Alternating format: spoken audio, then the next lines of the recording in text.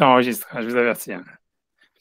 Ok, donc voilà, donc on est, alors, 2 secondes, où est-ce qu'on en est? Alors, pourvu que cette fois-ci, ça soit la bonne méthode. Que, c'est un Simantov qu'on est juste avant Hanouka, on peut dire que c'est comme si c'était Hanouka. Alors, non, donc on était, donc 2 secondes, parce que on est, On est chénine, tête. ouais, je Ber sais quoi, chénite, ça, ouais, ça, je sais, la tête. question c'était où dans le tête, c'est ça l'histoire. Veod yesh, Ok, ouais, rakab, ouais, ouais, rakab, là. tu penses, Rafka? Ah, Ok, on a reperdu. oh mince. Ouais. Je ne sais pas ce qui s'est passé. Bon, enfin, on a tout le temps qu'on trouve la page. Parce qu'avec lui, justement, quand j'avais refait le cours vendredi, tu sais, parce que ce cours-là, je l'ai Ah, fait 2 fois. Je l'ai fait 2 fois, ce cours. bah oui, tu as fait jeudi et vendredi, ouais. Je l'ai fait jeudi et vendredi. Avec Sylvain, on n'avait pas été aussi loin qu'on a été. On a été plus lentement Ah, que dans le truc. D'ailleurs, c'est rigolo d'écouter les deux versions. J'ai pas encore mis sur YouTube, mais si vous voulez regarder sur Super Pire, mais les deux versions, elles sont différentes. C'est parce que voilà, mais donc je sais, donc attends, peut-être qu'on peut, 2 secondes. Je sais qu'on a un Hakaf, donc peut-être, tu vois, comme on n'a pas été jusque-là, je vais reprendre, tu vois, de Yudzaïn, tu vois, Resh Yudzaïn, c'est page 217. Euh, Zayn. voilà, C'est donc je bon? prends à partir de là. Donc je prends Resh Yudzaïn, deuxième Tedaï? colonne. Ok, voilà, Ah, Okedesh était là, Okedesh était là, voilà. Okedesh était là, donc page 217, deuxième colonne, on est Berchini, tête, page 217, deuxième colonne, voilà, Okcheteda. Donc encore, on parle là maintenant, on va être sur la sexualité encore, et là, il va rentrer vraiment plus après ça dans la sodomie, mais moi, pour pas commencer sur la sodomie, je préfère commencer un petit peu avant. Okedesh était là, surtout parce qu'on s'était arrêté là, avec, je pense, avec Télan, ou un petit peu même encore avant ça. Bon, c'est pas grave. Ukdesh Teda, chez Kol Divrei Chachamim, et pour que tu saches que toutes les paroles des sages, Em Bechorma Amuka Meod, ils sont d'une grande sagesse très profonde. Kedé la Asir, la Zout Sefataim, pour enlever, donc, comment dire, le fait de se moquer, les moqueries, Akshut Midivrei Chachamim, et dire, en fait, une sorte de, Akshut, je sais pas comment dire, une effronterie pour les paroles des sages. Asher Yadou Kol Matspuna Chorma, qui connaissait tous les secrets de la sagesse. Benirnesu Lifnai Vilifnim, et qui rentrait à l'intérieur de l'essence des choses, on va dire. Asher Kol Chachmelev Lo Yadeu, alors que des autres sages ne l'ont pas compris, ne le voyaient pas. Velo et Sigu Echad Midve Divrei Melu, ils n'ont jamais rien perçu de ces choses-là, de leurs paroles. Afhakal, même les choses sur les choses légères. Kol Sheken Bidvarim Asherem Amukim, à plus forte raison dans les choses qui sont profondes, que c'est sûr que voilà, les prêtres catholiques, grosso modo, ils n'ont rien compris, donc voilà. Alors, Nefaresh dit Deva Mehat, donc on va expliquer un peu les choses. Beoula Itnu Oda, pour que peut-être il soit d'accord avec nous. Donc il dit Bepek Arba Mitot dans le chapitre, dans les Arba Mitot, dans le chapitre des 4 morts. Sivira les Rabbi Lezer Beshem Rabbi Hanina. Donc il dit Rabbi Lezer, il pense au nom de Rabbi Hanina, Ben Noach Sheva Alishto, donc un non-juif qui a eu des relations avec sa femme, Shelo Kedarka, par sodomie, Chayav Mita, il est passible de peine de mort. Et a priori, là-bas, comme on te dit, on ramène des versets, etc. Parce que le passage qui dit Vedavak Veishto, au niveau de Noach, ça veut dire après la bénédiction qui a été faite avec Adam, il y a marqué dans le passage qui dit ainsi un homme il va abandonner son père et sa mère et il va se coller avec sa femme. Tu vois le passage qui dit en hébreu, ça dit, je dis en français, c'est-à-dire Alken Yazov Ish et Aviv Vetimo Vedavak Veishto. C'est après la création de l'homme, il y a marqué ainsi l'homme Vayou les Basar Echad et ils deviendront une seule chair. Ça, c'est un pasouk après la création du monde. Et donc, Rabbi, comment il s'appelle? Rabbi Hanina, lui, il apprend de là, du fait qu'il y a une mitzvah donc, de se coller à sa femme pour un ben noir. Et donc, en fait, lui pense que si quelqu'un a une relation par sodomie, il ne se colle pas à sa femme. C'est un truc que, en fait, comment il s'appelle? Le Maral, il va reprendre par la suite. Mais ça veut dire que voilà, qu'en fait, pour qu'il y ait, en fait, ça veut dire que pour lui, l'idée, ça serait que pour qu'il y ait un lien entre l'homme et la femme, que ça soit une seule chair et tout ça, il faut en fait qu'il y ait du plaisir partagé, grosso modo. Et sinon, si jamais il n'y a pas un plaisir partagé, ce qui n'est pas le cas a priori, tu vois, comme lui va dire, selon ce qu'il dit le Maral dans la sodomie. Donc, en fait, c'est pour ça que Rabbi Hanina, il dit que c'est un interdit de la Torah pour un non-juif, puisqu'il est descendant de Noir, tu vois, c'est-à-dire, donc, pour lui, donc, il est continué, il doit, si on veut, il doit continuer dans la bracha de Adam Arishon, qui est de dire Vedavak Veishto, c'est d'être collé avec sa femme. Et ça empêcherait, ça veut dire le fait d'avoir une relation par sodomie, ça serait quelque chose qui empêcherait la relation à être collée avec sa femme. Donc ça c'est ce qu'il dit l'Agma là-bas dans Sanhedrin, page 58. Et voilà, donc lui ici, donc c'est pour ça que Rabbi Hanina là-bas il dit Chayav Mita, c'est-à-dire qu'il est même carrément passible de peine de mort, puisque à chaque fois qu'un non-juif il enfreint une des lois de la Torah, pour lui, il n'y a pas de, c'est toujours la peine capitale, il n'y a qu'une seule punition, quoi. Alors, bref, alors, donc ça, c'est l'avis de Rabbi Hanina qui n'est pas retenu dans la halakha. Et l'Agma dit là-bas pourquoi? Vafalgav de Rava Paligatam, puisque là-bas Rava il discute sur cette dracha, il n'est pas d'accord, parce que tu vois, ça veut dire voilà, et peu importe quelle que soit la raison, tu vois, ça veut dire que parce que lui, ça veut dire que ok, on dit a priori. L'Agma, elle n'a pas donné une raison sur la dracha. Enfin, en tout cas Rava et la halakha, elle n'est pas comme ça. On dit en tout cas, Avalgav de Rava Paligatam, et donc Rava, il pense que c'est permis pour un non-juif d'avoir des relations avec sa femme par sodomie. L'Ov Palig Rag Mishum, il ne discute uniquement, Mishum Zvara Zot, c'est une Zvara sur une logique. Donc, c'est quoi la logique qui lui permet de discuter sur l'enseignement de Rabbi Hanina? C'est qu'il dit un truc, il dit des Lo Matsanu Davar chez Moutar à l'Israël.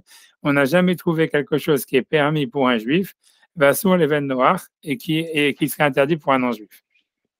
Et tu vois, et donc maintenant, d'où est-ce qu'on sait, tu vois, la question c'est d'où est-ce qu'on sait que, tu vois, a priori, Rava, lui, il prend comme un truc évident. Hein. La vérité, tu vois, j'ai pas regardé la Gemara, il faudra regarder la Gemara, tu vois, ça veut dire, la Gemara, elle prend comme un truc évident que la sodomie, ça serait permis pour un juif. Il va expliquer un petit peu, il va expliquer le maral, un peu la logique derrière, etc. Tu vois,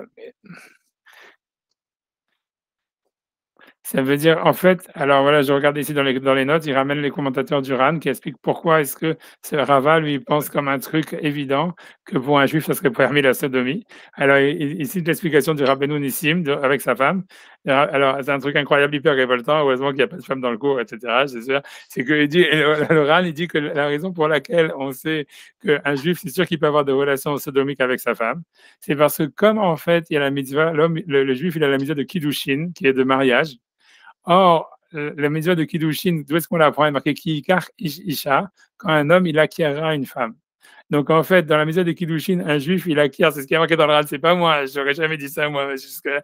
Il dit, comme un juif, il acquiert sa femme comme un objet, comme puisque c'est ça ce que c'est marqué, c'est parce que Kiddushin, on apprend, c'est acquérir, tu vois, c'est comme acheter, comme un homme, il achètera, la traduction littérale du mariage dans la Torah, c'est quand un homme, il achètera une femme, grosso modo. Et donc, ils disent, donc le Ran, il dit, comme l'homme, en fait, il achète une femme, le juif, il achète sa femme comme un objet, donc c'est sûr qu'il peut en faire ce qu'il veut avec, et donc c'est normal qu'il peut la sodomiser. Et c'est pour ça, tu vois, c'est vraiment moi qui a dit ça. Je vais vous lire dans les notes, dans les mots, je vais vous le montrer où c'est. Hein. Ouais, je suis moi-même, c'est marqué, si vous voulez, vous pouvez le faire dans les mots, si vous voulez, c'est dans la note, Laurent, je viens de le voir en 2 secondes quand je cherchais en diagonale pour essayer de voir d'où est-ce que la Gemara est. C'est dans la note 549. Tu vois, c'est dans la note 549, tu vois, il ramène donc que l'Agma dit, l'Agma ramène l'histoire de Rabbi. Tu vois, je lis la note, tu vois, 549, je lis et je traduis, c'est comme ça, pour ne pas prendre de risques, c'est pas moi qui l'ai dit. Là, donc il dit, la Harmatan Torah, donc on dit qu'après la Torah, la sodomie, elle est permise pour les Juifs, et ça, c'est jamais remis en question par l'Agmara, c'est simplement, est-ce que pour un goy, c'est permis ou non? Et donc, il explique pourquoi, en fait, l'Agmara, donc, dans la note, il dit, ça serait quoi la source, pourquoi, en fait, c'est tellement évident que pour un Juif, la sodomie, elle est permise. Alors, il dit, ou chez Rabbi Omer Lota Isha, donc comme Rabbi, il a dit à une femme, Albia chez Lokedarka, sur le fait que son mari voulait la sodomiser, qu'elle n'était pas tellement d'accord, et que lui, il a dit, Acha Torah et Tiratar, la Torah, elle le lui a permis, en parlant de son mari, ou bien Shamaran, et là-bas le Ran, donc Rabbeinu Nissim, c'est un auteur du Moyen-Âge, voilà, espagnol, du XIVe siècle, on va dire, directive, parce que le verset dit, qui écart Shisha, comme un homme, il acquérera une femme, chez les Kuchalo, ça veut dire qu'il acquiert à lui la sotva kol chefso pour tout ce qu'il puisse faire avec elle, tout ce qu'il veut. Voilà. Donc ça veut dire, tu vois, c'était bien de reprendre parce qu'on avait bâclé la semaine dernière. Tu vois, ça veut dire que voilà, que ça veut dire que voilà, en tous les cas, donc grosso modo pour reprendre dans la Gemara Sanhedrin, donc Rabbi Hanina lui dit un non-juif qui aurait des relations sodomiques avec sa femme, il serait passible de peine de mort parce que la Torah elle a dit Vedavak Beishto, il doit se coller avec sa femme et être une seule chair. Alors si la sodomise, a priori, elle n'est pas si contente que ça ou j'en sais rien. En tous les cas, ça ne fait pas une seule chair à la fin et il n'est pas collé avec elle. En tout cas, elle n'est pas collée avec lui sûrement, ou j'en sais rien. Et sur ça, Rava, lui, il vient et dit non, c'est impossible parce que la Torah elle a permis à un juif et à la sodomie. Alors comment elle pourrait l'interdire à un goy? On n'a jamais vu quelque chose qui est permis pour un juif et interdit pour un non-juif. Et maintenant, la source, maintenant, la question qu'on se demandait, c'est d'où est-ce que c'est que la Gemara, elle sait tellement d'une manière évidente que la femme, en fait, elle est permise, à sodomie, elle est permise à un non-juif, c'est en fait, à un juif, pardon, c'est parce qu'en fait, comme il explique le Ran, donc on vient de voir la source, c'est que le Ran, il dit, parce qu'en fait, c'est comme il y a la mitzvah de mariage, c'est-à-dire chez un juif, il n'y a pas vraiment, chez un non-juif, il n'y a pas vraiment de mariage. Ça veut dire, il y a un mariage, mais c'est pas un mariage, voilà, qui a pas vraiment de valeur halachique. Donc, c'est à cause, donc, en fait, grosso modo, ça voudrait dire que chez un non-juif, ce qui fait la relation homme-femme, c'est la relation sexuelle, grosso modo. Donc, c'est ça ce qui va faire qu'ils vont être collés ensemble, c'est ça ce qui va faire qu'ils vont avoir, tu vois, donc ils vont faire une seule chair. Donc, en fait, cette relation, elle doit être, si tu veux, comment dire, un plaisir réciproque pour les deux, si on veut. Et maintenant, chez le juif, au contraire, il y a la mitzvah de, comment dire, chez le juif, il y a le mariage. Donc, on acquiert sa femme par les kiddushin. Ça devient un objet. Donc, finalement, on peut avoir des relations comme on veut. Voilà. Et donc, ensuite, et sur sa rava, il étend, il dit, en fait, parce que quelqu'un qui avait parlé le bruit de fond, parce qu'il y a un bruit de fond, comme moi j'ai le casque, ça me dérange vachement. Je suis désolé. Hein. Tu vois, ok, super, merci beaucoup. Super. Merci beaucoup. Tu vois, tu vois, et donc en fait, donc ça veut dire que comme voilà, donc il dit comme c'est un objet, donc un homme, le mari, il peut faire ce qu'il veut avec sa femme. Donc la sodomie, elle est permise pour un juif. Et après ça, Rava, il dit puisque c'est permis pour un juif, c'est sûr que ça doit être permis pour un non-juif. Mais c'est ça le truc, tu vois. Et grosso modo, tu vois, ça veut dire c'est le mariage qui, grosso modo, c'est les kiddushin, ils feraient ça, tu vois. Tu vois, c'est assez, ah non, tu vois, c'est complètement, c'est compliqué, tu vois. Pour moi, quand je réfléchis à ça, moi, ce que ça me fait penser à un calcul, mais je ne vais pas rentrer dedans, c'est que dans la paracha de la semaine dernière, tu vois, ça veut dire de la paracha plutôt d'il y a 2 semaines, je ne sais même plus. C'est en fait, c'est quand, parce que l'autre, ça veut dire Lavan, quand il se sépare de Jacob, une des conditions qu'il met pour se séparer de Jacob quand il fait si tu veux, le galgal, quand il fait en disant voilà, je vais pas traverser tu vois, cette pierre et tout ça pour aller te voir et tout ça, etc. Il dit, une des conditions qu'il met, il dit que tu sodomises pas mes filles. Tu vois, le thème j'ai dit que et tu vois, c'est magnifique, tu vois, ça vaut parce qu'en fait, ce qui est intéressant, ce qui apparaît, tu vois, très nettement, c'est que Lavan, il pensait pas que les femmes de Jacob, c'était ses femmes, tu vois. C'est-à-dire que quand tu regardes dans l'histoire, tu vois que pourquoi Lavan, il est à la poursuite de Jacob pour lui reprendre les enfants, pour prendre la femme et tout ça, c'est parce que lui, en fait, il pensait que ses filles, c'était des esclaves, et surtout que Jacob, c'était comme un esclave, parce que dans le statut d'un esclave juif, en fait, lui, on peut lui donner des relations, en relation, tu vois, des esclaves non juifs, et il a des enfants, et les enfants, ils appartiennent au maître, tu comprends? Et Lavan, lui, dans sa tête, tu vois bien qu'il dit à chaque fois, tout m'appartient. Les enfants, c'est mes enfants, les femmes, c'est ma femme, tout est à moi. Et en fait, il voulait en fait que, si tu veux, il voulait que Jacob, il reparte, tu comprends, les mains dans les poches, tu vois, comme il y a marqué dans la mitzvah, dans la paracha de Mishpatim, dans la loi de l'esclave, im begapo yavo, begapo yetse, si jamais il est venu avec son corps, il repart avec son corps. Ça veut dire tout m'appartient, et eux, c'est deux esclaves. Donc lui, il traite ses filles comme des esclaves, qu'on voit bien, tu vois, si tu veux, que même les filles elles-mêmes, elles le disent, il nous a vendus comme des esclaves, il nous a vendus, elles le disent. Il nous a vendus. Donc lui, il traite ses filles comme des esclaves, ce qui est assez incroyable. Et il considère, ça veut dire, mais en tous les cas, donc il considère Jacob, ok, Jacob, lui, en fait, on va dire, c'était un esclave juif. Bon, il se libère, il a fini son travail, il s'en va, mais tout doit rester chez lui. Mais ce qui est intéressant de voir, et donc ça veut dire en réalité, si tu veux, c'est que Lavan, il considérait pas vraiment que les filles, tu vois, qu'il avait mariées à Jacob, elles étaient mariées, tu comprends? Il pensait en fait il n'y avait pas de kiddushin. Tu comprends? C'est ça ce qui est manienne. Tu vois, c'est par la suite. Comment? Il lui a vendu quand même. Oui, il lui a vendu, mais ça veut dire, mais ce qui est super, ce qui est intéressant, c'est que tu vois, il lui a vendu sans lui vendre. Ça veut dire, ouais, il lui vend, comme tu dis, mais on a l'impression que lui, il leur donne un statut d'esclave, tu vois. Il donne un statut d'esclave à ses filles, il donne un statut d'esclave. Surtout, il y en a plein qui disent que Zilpa et Bila, c'était aussi des filles à lui. Tu vois, ça veut dire, dans les Midrashim, ils disent que ça aussi, c'est des filles. Eux, ils les ont considérés comme les esclaves des esclaves parce qu'ils les avaient aussi avec des esclaves, quoi. Mais tu vois, c'est ça que tout le monde dit. Tu vois, c'est ce que les Midrashim disent. Mais c'est intéressant parce que, tu vois, d'abord, ça explique pourquoi est-ce que tu vois Shimon, il a pu se marier avec sa sœur, tu vois. C'est parce qu'en fait, tu vois, Shimon, il s'est marié avec Dina parce qu'en fait, ils avaient un statut d'esclave libéré, donc en fait, ils n'avaient pas un statut de frère et sœur. Tu vois, puisqu'ils n'avaient pas d'Yichus, tu comprends, ils n'étaient pas en fait, comment dire, attribués à Jacob, tu vois. Ça donne un sens complètement tout à fait différent à toute l'histoire. Mais c'est parce que ça veut dire qu'en fait, ça devient une idée de comment est-ce qu'on va récupérer un rapport de filiation alors qu'on l'a pas, tu vois. Et parce qu'en fait, le seul fils qui est vraiment, on va dire, affilié à Jacob, c'est Binyamin. Parce que c'est celui qui est né en Israël et qui est né, si tu veux, après la conversion, si tu veux, la libération de tout le monde. Ça veut dire, en fait, tous les autres, ils ont un statut, en fait, si tu veux, d'esclave affranchi ou de converti, etc. Ça explique pourquoi, si tu vois, en fait, Jacob, il fait pas de différence entre les enfants des esclaves et les enfants normaux, parce que lui, en fait, pour lui, c'est tous des esclaves libérés, si tu comprends. Donc, à part Binyamin, que lui, si tu veux, il a un statut d'être né, si tu veux, Big Doucha, tu vois, ce qui est marqué dans le Zohar et tout ça. Mais ça explique aussi pourquoi est-ce il avait très peur de donner Binyamin aux enfants, parce que, alariquement parlant, Binyamin, c'est lui qui aurait dû tout hériter, tu vois, c'était le seul héritier. Puisque les autres, en fait, ils n'étaient pas vraiment des héritiers, tu vois, de Jacob, puisqu'ils étaient comme, tu vois, c'est comme si quelqu'un avait eu des relations avec une esclave, etc., et qu'après l'esclave est libéré et que les enfants, ils sont libérés. Ouais. Non, mais c'est intéressant. Mais tu vois, à mon avis, tu vois, tu vois alors, est-ce que ça veut dire ça? Ça veut dire que quand Lavan, tu vois, je ne sais pas pour revenir à notre sujet, tu vois, c'est un truc qui est. Non, c'est intéressant. Ça donne un autre. Non, c'est sûr. Pourquoi il donne deux parts à Yosef? Ouais, non, c'est pour ça que c'est très compliqué. Ouais, c'est comme je dis, mais ça veut dire qu'on comprend que toute l'histoire, c'était justement de comment récupérer un rapport de filiation avec ses enfants, qui, alariquement, il n'était pas clair. Parce que tu vois, la grosse question, c'est comment Shimon s'est marié avec Dina. Tu vois, c'est son frère et sœur par le père et par la mère, quoi, en plus, tu vois. Donc ça veut dire, c'est incompréhensible, tu vois, ça veut dire la seule manière, parce que même pour un non-juif aussi, il n'a pas le droit de se marier avec son frère et sa sœur, etc. Donc, en fait, c'est la seule manière, c'est qu'ils avaient parce que les esclaves, ils peuvent. Parce qu'un esclave, il est considéré comme étant un animal, si tu veux, et comme si tu vois, il n'a pas de yichus, même du côté du père, du côté de la mère. Donc, c'est la seule manière de comprendre, tu vois. Et on voit bien que, en tous les cas, Lavan, il les considère comme ça.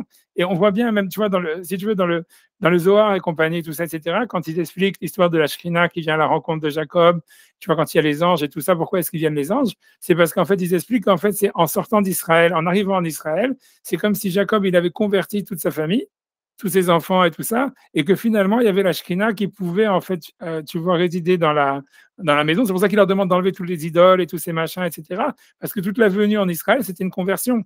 Tu vois, ça veut dire c'était comme s'il devait. Et la Shekhina, elle pouvait venir, elle est venue quand tout le monde est converti. Et il semblerait, tu vois, le gag de l'histoire, c'est qu'on a l'impression que Rachel, qui elle a amené les idoles avec elle, c'est qu'elle, en fait, tu vois, elle n'avait pas l'intention de se convertir du tout. Et que, tu vois, et qu'en fait, tu vois, elle voulait simplement s'enfuir de la vanne pour pouvoir ensuite, tu vois, dire bye bye à Jacob, tu vois. Et, et c'est ça l'histoire. Ça veut dire, c'est qu'en fait, et c'est clair, quand tu relis les versets, tu comprends ça. Ça veut dire qu'en fait, tu vois, elle était contente, tu vois, d'avoir été affranchie, tu vois, de son père, si tu veux, et d'avoir perdu le statut d'esclave et tout ça. Lui, Jacob, tu vois, lui voulait les amener en Israël pour qu'il se convertisse et tout ça, etc. Mais en fait, tu vois, Rachel, c'est pas son plan, tu vois, du tout. Mais c'est pour ça, ça t'explique pourquoi est-ce que tu vois, elle est morte et tout ça, etc. Parce que si jamais c'est Stam, parce que tu vois, elle avait pris les trucs et qu'elle voulait les détruire et compagnie, tu vois, c'est normalement comme la question toujours, c'est pourquoi elle les a pas détruits, tu vois. Si elle voulait enlever la voie d'Azara, détruire la voie d'Azara, qu'est-ce que tu la gardes, tu vois. Et en plus, comment elle peut avoir une punition tellement grande, tu vois, de mourir en couche à cause de ça, tu vois. Tu vois, l'explication, c'est qu'a priori, à mon avis, c'est parce qu'elle voulait se tirer. Ça veut dire, elle, en fait, tu vois, ça veut dire, elle avait pris, elle voulait continuer la Vodazara, les machins, etc. Elle n'avait aucune intention de se convertir au judaïsme ni quoi que ce soit, etc. Et que tu vois, et qu'en fait, tu vois, en fait, son plan, elle, c'était, tu vois, je me barre, tu vois. C'est pour ça que j'ai pris mes idoles et tout ça. Et qu'en fait, tu vois, ça a été, si tu veux, une sorte de, tu vois, ça veut dire, voilà, Hachem, il a puni, tu vois, en disant, voilà, qu'elle est morte en tombant enceinte, etc. Mais c'est ça, la page toute, ça veut dire, quand tu relis l'histoire, tu comprends. Mais ce que je veux dire, que c'est possible aussi que c'est ça ce que Lavan, il voulait dire. Si c'est rien que pour revenir là-dessus, parce que tu vois, pourquoi j'ai pensé à ça maintenant? Parce qu'en fait, quand il dit, en fait, un non-juif, lui, il pourrait faire la sodomie. Ça veut dire, un non-juif, ne pouvait pas faire la sodomie. Et donc, après ça, quand Lavan, il dit, OK, maintenant, ils vont être libérés et vous allez vous marier selon la loi juive, et qu'il allait y avoir des kiddushin. Donc, c'est là où est-ce qu'il leur dit, normalement, tu pourrais les sodomiser, mais maintenant, c'est pour ça qu'il dit une condition explicite en disant, ah oui, et ça veut dire, mais d'accord, tu peux les convertir, tu peux te marier avec elle et tout ça, mais à condition que tu les sodomises pas, quoi. Tu vois, ce qui est intéressant, tu vois, c'est manienne, tu vois. Dans le sens, tu vois, whatever, ce qu'il voulait avec ça, mais non, il y a quelque chose, sûrement quelque chose de plus profond à rechercher là-dedans, mais c'est manienne. Enfin bref, voilà, c'était ça parce que j'ai pensé à ça quand on dit cette histoire-là, de dire que les kiddushin, ils sont. Bref, tu vois. Mais à mon avis, le grand problème, ce qu'il faut retenir dans toute cette histoire-là, c'est qu'en fait, le yichus, ça veut dire la relation de filiation avec Jacob et les 12 tribus, elle n'est pas évidente. Tu vois, ça veut dire que c'est un super gros enjeu. Ça explique pourquoi, tu vois, Jacob, il a fait les brachot à chacun différemment. Et quand il dit à Reuven, tu es mon Bechor, etc. Et ça explique aussi pourquoi, tu vois, Reuven, il a des relations avec les femmes de son père et tout ça, que ça peut être incroyable. Mais l'histoire, c'est parce qu'en fait, lui, il n'était pas, honnêtement, ça veut dire, halachiquement, il ne se considérait pas comme le fils de son père. Et parce qu'halachiquement, il n'était pas, franchement. Ça veut dire, tu vois, c'est comme un esclave affranchi qui n'est pas meyouchas, qui est pas en fait, affilié à son père. Tu vois. Et c'est intéressant parce que ça explique après. Ça abolit aussi les liens de fraternité entre les frères. Ouais, c'est ça, exact. Ouais. Exactement. Et donc, exactement. Et ça expliquait pourquoi, en fait, tu vois, il y avait un super gros danger pour Binyamin. Tu vois, ça veut dire que Yaakov, quand il le dit, on va envoyer Binyamin, ils se disent, mince, tu vois, ils vont vraiment. Déjà, ils ont voulu tuer Yosef et tout ça parce que c'était le favori, alors que c'était pas vraiment un héritier du tout, tu vois, puisqu'en fait, Yaakov, en fait, après ça, avec l'argent, on peut dire, ou l'héritage, qu'il soit spirituel ou matériel, il pouvait faire un peu ce qu'il veut, si tu veux. Sauf que Binyamin, c'était lui le véritable héritier. Donc, il se disait, tu vois, si je les amène, et ça, tout le monde le savait, si tu veux. Donc, ça veut dire pour eux, c'est si jamais, en fait, tu vois, si jamais ils prennent Binyamin, donc ils auraient toutes les notions, toutes les intentions, tous les intérêts à le tuer, quoi, grosso modo. C'est pour ça qu'il a très peur de leur transmettre, etc. Mais c'est surtout qu'à part ça, ça explique qu'en fait, ça explique, à mon avis, ça veut dire que tout le message de ça, c'est comment reconstruire un rapport de filiation qui n'est pas naturel, tu vois. Ça veut dire que, tu vois, ça veut dire, ça montre, tu vois, ça montre un truc super, super profond en réalité. Ça veut dire qu'en fait, Yaakov, halachiquement parlant, tu vois, en fait, il aurait pu, ou en tout cas, ses enfants, c'était pas évident qu'ils étaient considérés comme ses enfants, et que toute l'histoire d'après, c'est que dit que Israël, tu vois, c'est justement celui qui a les 12 tribus, etc., machin, que tu vois, ils sont considérés comme des frères et compagnie, etc., et le descendant de Jacob, en fait, c'est un truc qui a dû être construit, quoi. C'est un truc, tu vois, que la vente de Yosef, elle a son sens là-dedans, que le rôle, tu vois, de Yehuda, c'est-à-dire que ça a été une construction, c'est-à-dire, c'est pas, on est né les fils de Jacob, on est les 12 tribus, et voilà. Ça veut dire qu'à la base, il n'était pas, tu vois. Ça veut dire, à la base, il y avait une grosse question halachique, et a priori, il n'était pas, tu vois. Ça veut dire, à part Binyamin. Et qu'en fait, ça a été tout un travail de construction entre Jacob et ses enfants, comme on voit avec toutes les relations qu'ils ont, avec le viol de Dina, avec tout ça, avec tous ces machins, que ça explique, tu vois, en fait, que c'était une relation à construire, quoi. Et que c'est pour ça qu'après, il choisit en disant, ouais, celui-là, c'est le Bechor. Normalement, d'après la Lacha, il n'avait pas le droit de donner le double part à Joseph. Puisque, tu vois, si Yarouven, c'est le premier-né, il y a marqué le Yochal Evaker. Mais c'est justement, c'est parce qu'en fait, c'était pas vraiment son fils halachiquement. Aucun, à part Binyamin, ils étaient les fils halachiques. Et tu vois, on remarque, c'est quand même que la construction, pardon, excuse-moi, mais vas-y. On remarque, c'est que la construction de la fraternité, en fait, c'est pas des beaux discours, ça passe à travers des épisodes violents, quoi. Ouais, non, c'est vrai. C'est pas venu de on n'est pas dans des. Ben ouais, on n'est pas. Je veux dire, ça passe par des épisodes très violents, en fait, la construction de la fraternité. Ouais, non, c'est ce qu'on voit. C'est pas du tout. Ben oui, il faut passer par des épreuves, quoi. Ouais, même plus que ça. Tu vois, moi, mon rave, à chaque fois, il disait, et c'est après ça, j'ai vu qu'il a pris de son rave, lui, de Rav Yocham, que tu vois, que lui, il disait que, parce que toujours, tu vois, moi, mon rave, à chaque fois, ça veut dire, il y a un truc très, très bizarre. Mais il ne parlait pas simplement des relations fraternelles. Il parlait des relations d'amour en général. Attends, pourquoi pas l'autre? Il ne fait pas l'autre? Je vais en profiter pour faire un petit haïm.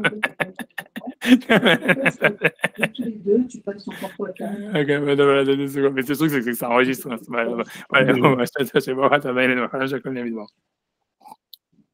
Bon, en tous les cas, donc je reprends. En tous les cas, ce que je voulais dire, c'est que moi, mon rave, il disait un truc, tu vois, incroyable, mais après, j'ai vu qu'il avait pris de son rave et que lui, c'est comme, on voit ça dans l'histoire de Purim, grosso modo. Mais lui, il disait toujours, il m'a dit toujours, il m'a dit, tu peux pas aimer quelqu'un tant que tu n'as pas essayé de le tuer d'abord. Et ça, c'était une règle, tu vois. Et ça veut dire, non, c'est un truc, tu vois, ça veut pas être complètement débile, mais ça veut dire, c'est un truc qu'on apprend, tu vois, c'est parce que lui dit, on apprend ça parce qu'en fait, on voit ça dans le Yetzirah, on voit ça dans la relation au Yetzirah, et quand tu regardes dans l'histoire de Purim, tu vois, par exemple, tu vois, je vais pour faire ça vraiment, tu vois, très court, parce que c'est pas vraiment le sujet, mais ça veut dire que, par exemple, quand tu regardes dans l'histoire quand tu regardes dans Purim, par exemple, il y a une sorte de contradiction dans la fête de Purim, parce qu'on te dit, par exemple, il y a la mitzvah, on te dit, quelqu'un, il doit boire à Purim jusqu'à ce qu'il n'arrive plus à faire la différence entre Baruch à Mordechai et Aour Haman. Et en fait, tu vois, on a l'impression que toute l'histoire de dire, c'est tout se renverse, tu vois, Vena Forkou, tout se renverse, et même le mal, c'est du bien. Et tu vois, la preuve, tu vois, on peut dire que Rabbi Akiva, il sort de Haman, il y en a qui disent Rabbi Meir aussi, il sort de Haman. Tu vois, ça veut dire en fait que Bien sûr. Voilà, mais avant, et ok, mais ça, c'est simplement dans l'après-midi de Pourim. Si tu regardes avant, quand on lit la Megillah, on dit Arur Aman, Arur Aman, Arur Aman, et tu on dit Arur Kol Hashaim, Aruim Kol Hashaim, etc. Et alors, il dit, tu vois comment c'est possible, tu vois comment ça se renverse. D'un côté, on te dit il faut avoir la haine du mal. On lit la paracha de Mechiat Amalek, de l'effacement d'Amalek, et tu vois, et ça veut dire, mais l'idée, elle est que voilà, elle est que tu peux, et c'est ça la même chose avec le combat avec Jacob, avec l'ange des Saves. Ça veut dire, tu peux aimer quelqu'un que quand tu as essayé de le tuer d'abord. Parce que ça veut dire, parce que ça veut dire, et tu vois, alors ça, c'est un truc super, parce qu'il dit, en fait, quelqu'un, il peut comprendre ça même dans le Yetzirah. Pas forcément en sens propre, le tuer. Ouais, c'est pas forcément après. Tu vois, c'est sûr, ça veut pas dire que tu vas prendre un couteau et essayer de tuer tout le monde pour essayer d'aimer tout le monde. Mais ça veut dire qu'au fond, ça veut dire que si tu regardes comme ça, si tu veux, là où on voit ça au niveau psychologique, tu vois, dans le Yetzirah, tu vois toujours, parce qu'à part ça, il pose plein de questions. Ça veut dire, on voit par exemple que l'ange de la mort, c'est celui qui a donné à Moshe le truc de la Kétoret, tu vois, qui a été un truc qui pouvait l'annihiler, si tu veux. Il y a marqué que quand il y a eu Hachem, le Midrash, il est connu, quoi, quand Moshe est arrivé au Arsinaï, chacun il a donné, tu vois, un cadeau à Moshe, l'ange de la mort, il lui a dit, voilà, il y a la Ktoret, ça rend l'ange de la mort. Et après ça, dans la Gemara, à plusieurs endroits, il y a marqué qu'un Talmid Chacham, l'ange de la mort, ça devient son ami. Plusieurs endroits, il est marqué comme ça. Et la Gemara, elle dit, tu vois, alors elle dit, mais tu vois, la question est de dire pourquoi est-ce que c'est l'ange de la mort qui a donné, si tu veux, à Moshe la manière, si tu veux, de l'arrêter. Tu vois, ça aurait pu être un autre ange qui lui donne. Tu vois pourquoi? Mais lui, ce qu'il veut dire, et on voit bien que les anges, quand Moshe monte dans leur Sinaï, avant de lui donner des cadeaux, ils l'attaquent. Ils lui disent, tu vois, qu'est-ce que tu viens faire là, et tout ça, etc. Et ils veulent le brûler, tu vois. Et Moshe est obligé de se protéger sur le trône d'Hachem, etc., pour pas être brûlé par les anges et tout ça. Mais ça veut dire, mais l'idée, elle est qu'en fait, tu vois, ça veut dire, mais l'idée, c'est que c'est comme ça, c'est qu'en fait, l'idée, ça veut dire, grosso modo, pour expliquer comment ils expliquent toute cette histoire-là, qu'on peut comprendre ça au niveau psychologique d'une manière tous les jours, c'est que d'une certaine manière, en réalité, si tu veux, ce qui donne de l'énergie à un homme, tu vois, d'une certaine, en fait, c'est quand il va contre, tu vois, contre son penchant, tu vois. Ça veut dire, on va dire quelqu'un, tu vois, comment tu rentres dans la dépression, tu vois, tu dis, ok, je glande, je fous rien, plus tu glandes, tu fous rien, plus tu restes sur ton état, plus tu rentres dans la dépression, moins tu as d'énergie, quoi, on va dire. Ce qui fait que tu as de l'énergie, c'est parce qu'en fait, tu dis, ouais, non, tu vois, je voudrais glander et tout ça, mais non, je m'en fous, je vais me forcer. Et tu vois, et voilà. Et en fait, donc au début, si tu veux, quand quelqu'un, la relation qu'on a avec, tu vois, avec notre Yetzirah, mais c'est la même chose avec les autres, en fait, c'est ce qui nous donne de l'énergie, tu vois, c'est le fait qu'on va contre, tu vois. C'est ça ce qui nous donne de la force, tu vois. Mais après, si tu veux, ce qui se passe à un moment, il y a un point de rupture, où à la fin, si tu veux, le Yetzirah ou la force, etc., elle se transforme, au lieu de devenir quelque chose en fait qu'on arrive à qu'on a de l'énergie de lui que parce qu'on s'oppose à lui ou parce qu'on est dans une confrontation, en fait, ça devient une énergie positive qui nous communique de l'énergie d'elle-même. Tu vois, d'une manière positive. Ça veut dire, et ça veut dire que dans l'histoire de la relation, tu vois, au Yetzirah, on voit ça. Ça veut dire, à la nature, on voit quelqu'un, tu vois, il peut avoir quelque chose, tu vois, au début, on va dire, tu vois, ça veut dire, il est obligé de, tu vois, si tu veux, de se battre et tout ça, etc. Mais il y a une décision de vouloir vraiment tuer le truc en disant, si quelqu'un, en fait, il est dans la dépression, si jamais il décide pas, ok, ou il est en train de glander, il se dit, tu vois, ouais, je m'en fous, je vais étudier, ou j'en sais rien, je vais à la choule, ou j'en sais rien, je sais pas ce que tu vas décider de faire. Mais tu vois, tu te prends en main, en tous les cas, et tu dis, j'ai quelque chose, mais il faut que tu le décides de toute ton énergie. C'est à ce moment-là, tu vois que ça veut dire que tu as voulu détruire Amalek, si tu veux. Mais après ça, il y a une deuxième étape, si tu veux, une fois que tu as voulu tuer la personne, tu as voulu tuer ton ennemi, on va dire, ton ennemi devient ton ami, tu vois. Parce qu'à la fin, tu vois, il te donne de l'énergie et c'est lui qui va être ta source d'énergie, tu vois.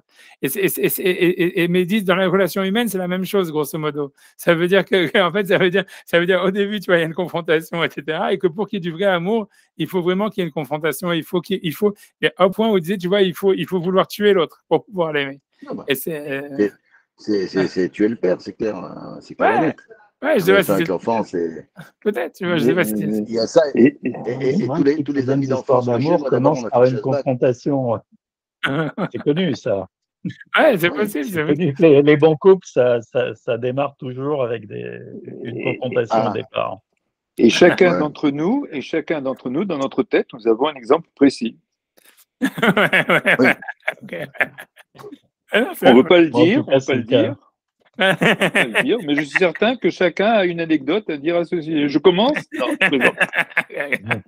En tout cas, voilà, mais je ne sais pas comment on arrive de là à là, je sais pas, parce que je parlais, parce qu'on parlait sur la relation fraternelle, comment est-ce que le Yichus, il s'est fait, c'est-à-dire qu'en fait, les frères, ils ont voulu tuer Joseph, et en fait, la relation, elle est venue sur des tentatives, en fait, de meurtre, tu vois.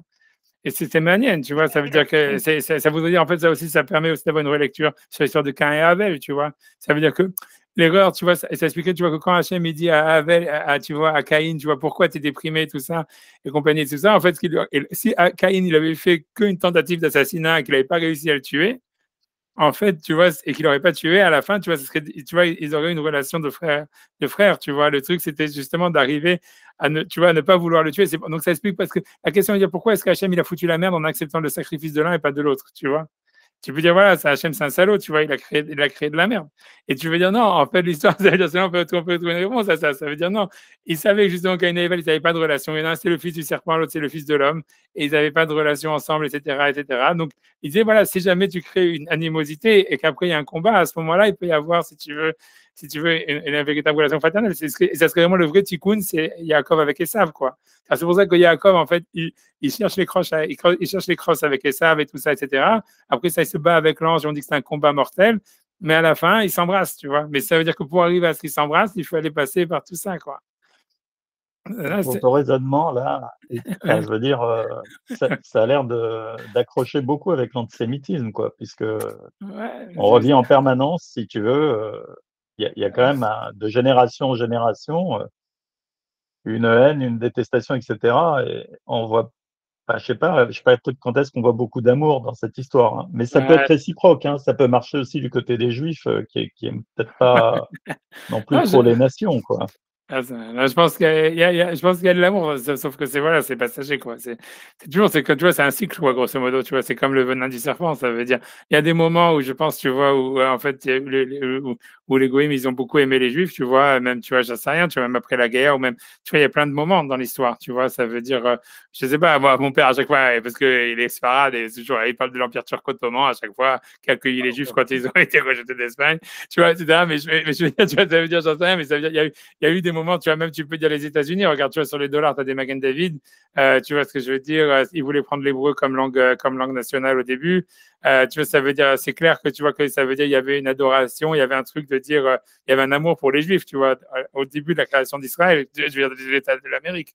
Et donc, tu vois, après, ça va sûrement se transformer, tu vois, comme d'habitude. Mais ça veut dire, mais en fait, tu vois, ça veut dire, il y a des périodes, quoi. Ça veut dire, voilà, c'est des relations, voilà, quoi. Tu vois, Je pense que c'est pareil pour les Juifs. Ils n'aiment pas particulièrement non plus les nations dans lesquelles ils résident, quoi. Il y a une forme de. C'est normal. Expliqué dans un cours, là, sur la même idée que c'est pareil. On a donné les instructions pour la conquête de Canaan pour tuer les nations. Ça nous aurait permis de les aimer en fait plus tard, quoi. Mais on n'a pas su le faire et on est resté dans ce mode de relation, quoi. Non, c'est ça, c'est ce que tu vois, comme tu vois avec Amalek et tout ça. Ah voilà, enfin ouais, en tout cas, ça, histoire de pourri, mais en tous les cas, grosso modo, voilà, c'est ça.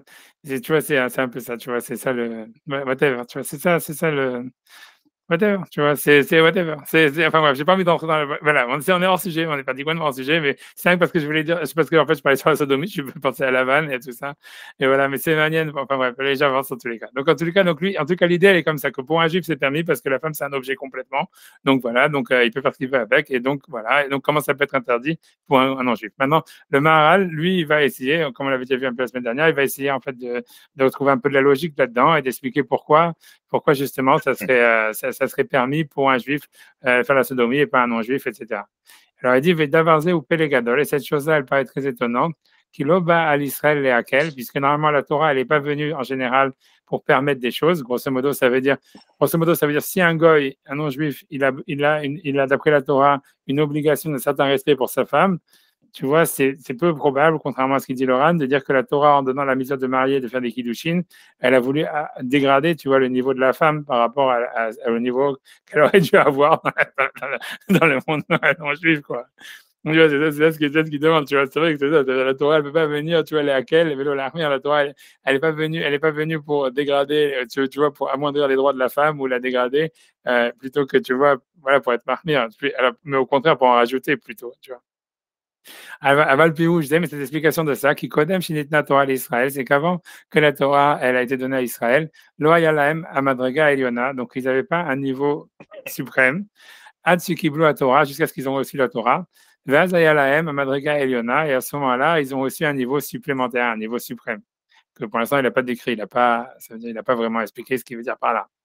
Donc, il va expliquer, donc j'avance, il dit Veda Varze ki Aish Vaisha Yesh Bichiburam Shnei Panim, c'est-à-dire qu'entre l'homme et la femme, il y a dans leur, ça veut dire dans leur relation deux faces. Aechad ou Achibur le Peyal Verivia, un, c'est la relation pour procréer. Comment chez Ubechibur Kol Abale Chaim, que c'est une chose qu'on retrouve chez tous les animaux, chez tous les êtres vivants, donc il veut dire chez les animaux. Chez Chibur chez Lahem ou Bejvin Peyal Verivia, où leur relation elle est pour procréer. Ça veut dire Hachem, il n'a pas créé le monde pour qu'il soit, on va dire, vide, on va dire, mais pour qu'il soit habité, et donc en fait pour qu'il y ait une multiplication, etc. Et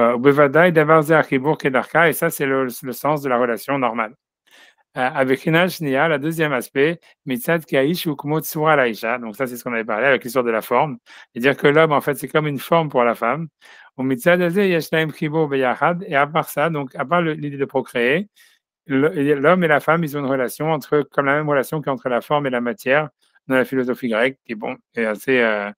On peut pas vraiment savoir ce que ça veut dire, mais bon, voilà, peu importe, tu vois, ça veut dire, c'est parce que nous on réfléchit plus comme ça, mais whatever, tu vois, mais.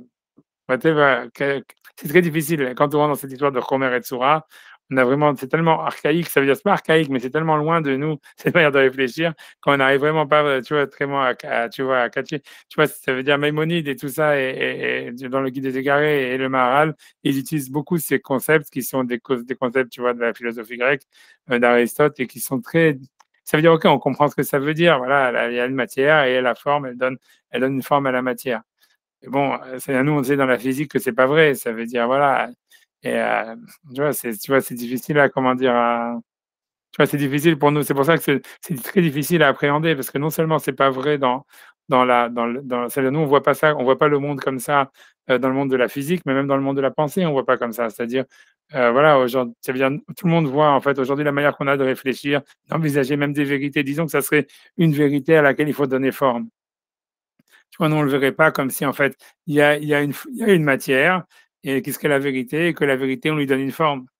On verrait, tu vois, ça veut dire, en fait, tu vois, la forme, elle fait un avec la chose qu'elle est. Tu vois, on n'a pas de, tu vois, on a du mal à, comment dire, à envisager cette idée, tu vois. Ça veut dire, le concept, qu'est-ce que je vous dis? Moi, j'ai jamais, malgré toutes les fois où je l'ai lu et répété, et tout ce que tu veux, jamais réussi à l'intégrer, quoi. J'arrive pas vraiment à comprendre ce que ça peut vouloir dire, tu vois, c'est-à-dire, tu vois, ça veut dire, à moins de traduire ça veut dire, dans la philosophie grecque, c'est plus de l'énergie, la forme, tu vois.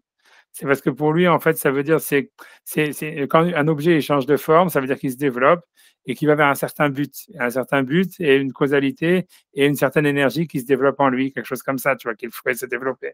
Tu vois, c'est pas une forme, la forme dont il est question, dans tous les cas, dans la philosophie grecque, c'est pas une forme figée, c'est une forme qui se développe. Tu vois, ça serait comme quand tu as un fœtus qui se développe et qu'il y a au début, c'est des cellules qui sont uniques et qu'en fait, elle se développe, il y a une cellule qui va décider d'être une main, une cellule qui va devenir un pied, tu vois, une partie de la cellule qui va devenir une tête. Tu vois, ce serait ça la forme. C'est qu'est-ce qui fait que dans ce truc-là, dans cette cellule qu'à la base, tu vois, tout aurait pu être tout, et c'est uniforme et compagnie, hop, ça se développe à prendre une forme, tu vois, que ça devient une main, ça devient un pied, ça devient un cœur. Voilà. C'est ça le concept de la forme dans la philosophie grecque. Maintenant, tu vois, ça veut dire, appliquer ça à dire que l'homme par rapport à la femme, c'est ça. OK, tu vois, ça veut dire que la femme, peut-être, tu vois, ça veut dire qu'en fait, la femme, elle sait pas ce qu'elle est, et que c'est quand tu la mets avec un mec, que tout d'un coup, tu vois, elle commence à comprendre, tu vois, où est-ce qu'elle doit aller, quoi. Ça serait comme un réactif qui fait. Dans le processus de Bereshit, il y a d'abord une matière informe qui est là, au préalable, et qu'ensuite, il y a des paroles qui sont données, et ces paroles, elles donnent une forme, si tu veux. On voit bien que ça se passe comme ça, d'une certaine façon. À la base, la Torah, elle explique la création, enfin, elle la relate dans ce processus-là, quoi. Il y a deux étapes, quoi. Il y a d'abord une matière, informe, a priori, quelque chose qui n'a pas reçu sa forme, d'une certaine façon. Ensuite, il y a des paroles qui sont exprimées et qui donnent, comme tu dis, peut-être qui vont développer une énergie sur cette matière, etc. Un développement, ouais, c'est sûr que c'est ça. Bah ouais, il me semble, moi, tu avais déjà expliqué que la femme, elle a quand même besoin, pour connaître ses limites, elle a quand même besoin d'une relation avec On a besoin avec un homme. Enfin, je sais pas, si tu n'y crois pas toi-même. J'en sais rien, moi, je sais pas, je sais pas, honnêtement, je sais pas, tu vois, c'est compliqué. Franchement, honnêtement. Comment tu exprimerais les choses autrement alors? Comment tu c'est-à-dire qu'aujourd'hui, tu vois, il faut voir la doxa aujourd'hui. Je n'ai pas dit que moi je crois plus en la doxa, tu vois. C'est la doxa du monde moderne. C'est comment est-ce que tu vois, il voit les femmes et les hommes. Tu vois, c'est comme il a dit Thierry la semaine dernière. Il a dit voilà, il y a un chromosome de différence. En fait, c'est la même chose, sauf que là, c'est une femme, l'autre c'est un homme. Et voilà, il n'y a pas un qui est la forme de l'autre ou l'autre qui serait une matière par rapport à une forme, tu vois. Et pour eux, tu vois, voilà, en fait, ils disent que tout le reste c'est que culturel. C'est si jamais en fait, il y aurait en fait. Tu vois, c'est un peu comme, voilà, comme il a dit Loran, comme Loran, il dit, voilà, en fait, c'est ce qu'on a vu tout à l'heure, Loran, qui dit, voilà, comme la Torah dit qu'on acquiert une femme, c'est un objet, ça veut dire, ouais, c'est culturel, ça veut dire, en fait, l'homme et la femme, c'est la même chose, sauf que la Torah, elle a fait une loi comme quoi, il y en a un qui acquiert l'autre, peu importe la raison, tu vois, et hop, c'est comme ça, et tu vois, Shalom Alisraël, tu vois, ça veut dire, tu vois, c'est un truc random, tu vois, ça, c'est un peu. On déconstruit, quoi, on déconstruit. Ouais, tu vois, mais maintenant, est-ce que moi, je suis d'accord avec ça? Honnêtement, je suis pas d'accord. Parce que je sais que c'est pas vrai, mais tu vois, c'est le truc, voilà, tu vois, c'est très difficile d'essayer de décrire c'est quoi une femme quand on n'est pas une femme, et en plus, tu vois que les femmes elles-mêmes, tu vois, elles n'ont pas l'air vraiment non plus de vouloir chercher à comprendre, tu vois, ça veut dire, donc, tu vois, et en plus dans la relation homme-femme, etc. Tu vois, je sais, tu vois, c'est très. La forme, ce ne serait pas simplement la personnalité chez les hommes, parce qu'au même titre que les cellules, on est tous à peu près pareils. Ouais. Et après, chacun devient ce qu'il devient. Donc, c'est la personnalité. Est-ce que il veut dire que les hommes, ils ont plus de personnalité que les femmes? Ouais, est-ce que c'est vrai, tu vois, j'en sais rien, tu vois, c'est pour ça, encore une fois, tu vois, c'est ça ce que tu vois, voilà, ça peut être vrai, ça peut être faux, voilà, tu vois, c'est tout ça, c'est pour ça que c'est très difficile à comprendre qu'est-ce qu'il veut dire par là, tu vois. Parce que, en fait, moi, je vous dis la vérité, moi, ce que je pense de toute cette histoire-là, c'est parce que, tu vois, c'est très rare aujourd'hui les hommes qui ont des relations avec des femmes. Tu vois, ça veut dire que quelqu'un, tu vois, il peut être marié, il peut avoir une petite copine ou ce que tu veux, mais tu vois, c'est pas pour ça, tu vois, que, tu vois, est-ce qu'il y a une relation vraiment, tu vois, ce que lui, il parle, c'est presque une relation transcendantale, tu vois, ça voudrait dire, tu vois, c'est ça, tu vois, et tu vois, tu vois, aujourd'hui, ça veut dire, moi, tu vois, tu vois pas ça, ça veut dire, même dans tu vois, le seul couple que tu vois dans la Torah qu'on a l'impression qu'ils ont ça, c'est Abraham et Sarah. Tu vois, et ça, c'est clair, tu vois. Et Dafka, on te dit sur Abraham et Sarah que tu vois que les deux, ils étaient toum-toum. Ça veut dire que les deux, ils n'avaient pas de forme, si tu veux. Et tu vois, d'une certaine manière, tu vois, puisqu'on dit Abraham, ça veut dire il avait un sexe qui était recouvert par un truc, et voilà, qui était invisible, on va dire. Et on te dit que, par contre, Sarah, elle était carrément aïlonite, ça veut dire elle n'avait pas de matrice. Donc, tu vois, après ça, alors c'est vrai que voilà, alors entre le fait de ne pas avoir de matrice, ça veut dire là, il y a vraiment une formation, alors que le fait d'Abraham, c'est qu'il est là, mais il est couvert. Tu vois, ça voudrait dire ça, ça voudrait dire, grosso modo, ce que ça voudrait dire que l'homme, en fait, quand dans sa relation avec la femme, il découvre ce qu'il est, alors que la femme, en fait, elle se crée elle-même dans sa relation avec l'homme. Tu vois, c'est pas qu'elle est en train de découvrir une essence qu'elle avait, c'est pas qu'elle est en train de découvrir quelque chose, c'est qu'elle est en train de se créer au contact de la relation à l'homme. Ça serait ça le pshat si on faisait un pshat comme ça. Ça veut dire que l'homme en réalité découvre ce qu'il est, on découvre des facettes de sa position. Tu vois, ça arrive avec l'histoire de Zahar, qu'on dit que Zahar, c'est toujours se souvenir. Tu vois, c'est un rappel, donc ça veut dire en fait on se rappelle des choses. Ça veut dire on loue, ça veut dire, tu vois, ça veut dire on vit notre relation comme une sorte de rappel de ce qu'on a à l'intérieur de nous-mêmes, tu vois, des facettes de personnalité qu'on a à l'intérieur de nous-mêmes, et que tu vois, par contre, la femme, ça serait pas ça. La femme, ça serait au contraire qu'elle se crée en fait en fonction de la relation qu'elle a. Tu vois, c'est pas vraiment, tu vois, c'est pas vraiment un rappel de ce qu'il y avait avant. Tu vois, c'est pas qu'elle se découvre, c'est qu'elle se crée, tu vois. Ça serait ça l'idée, tu vois, par derrière. Ça serait ça l'idée. Voilà, si tu me demandes à boule pour point en réfléchissant, c'est comme ça que je vois expliquer ça de Homer et Sora là-dedans. Ça veut dire, l'homme, en fait, il se découvre quelque chose qui existait déjà. Il est toujours dans une relation de lecture au passé, de dire, ah, voilà, tu vois, je savais que j'avais ça en moi, ou un truc comme ça. Il est dans un truc en anglais, on dit remembrance, ça veut dire, tu vois, de souvenir, tu vois, de se rappeler. Et que la femme, elle serait plus dans un truc de création, de se dire, tu vois, je me crée en fonction de la relation que je suis en train d'avoir. Tu vois, qu'elle n'est pas en train de vivre des moments du passé. C'est assez vrai, ça, dans la vie. Ouais, non, c'est clair. Vrai, ça, dans la vie. Ça, c'est vrai. Ouais, c'est vrai, dans la vie de la psychologie, tu fais ça. L'homme, il cherche sa mère tout le temps, donc il veut retourner à son passé le plus primitif. Alors que la femme, non. Ouais, parce qu'elle peut créer. Elle n'a pas ce problème-là, parce qu'elle peut créer. Je pense que c'est une grosse différence. Ouais, c'est possible, tu vois, comme tu dis, elle peut créer elle-même.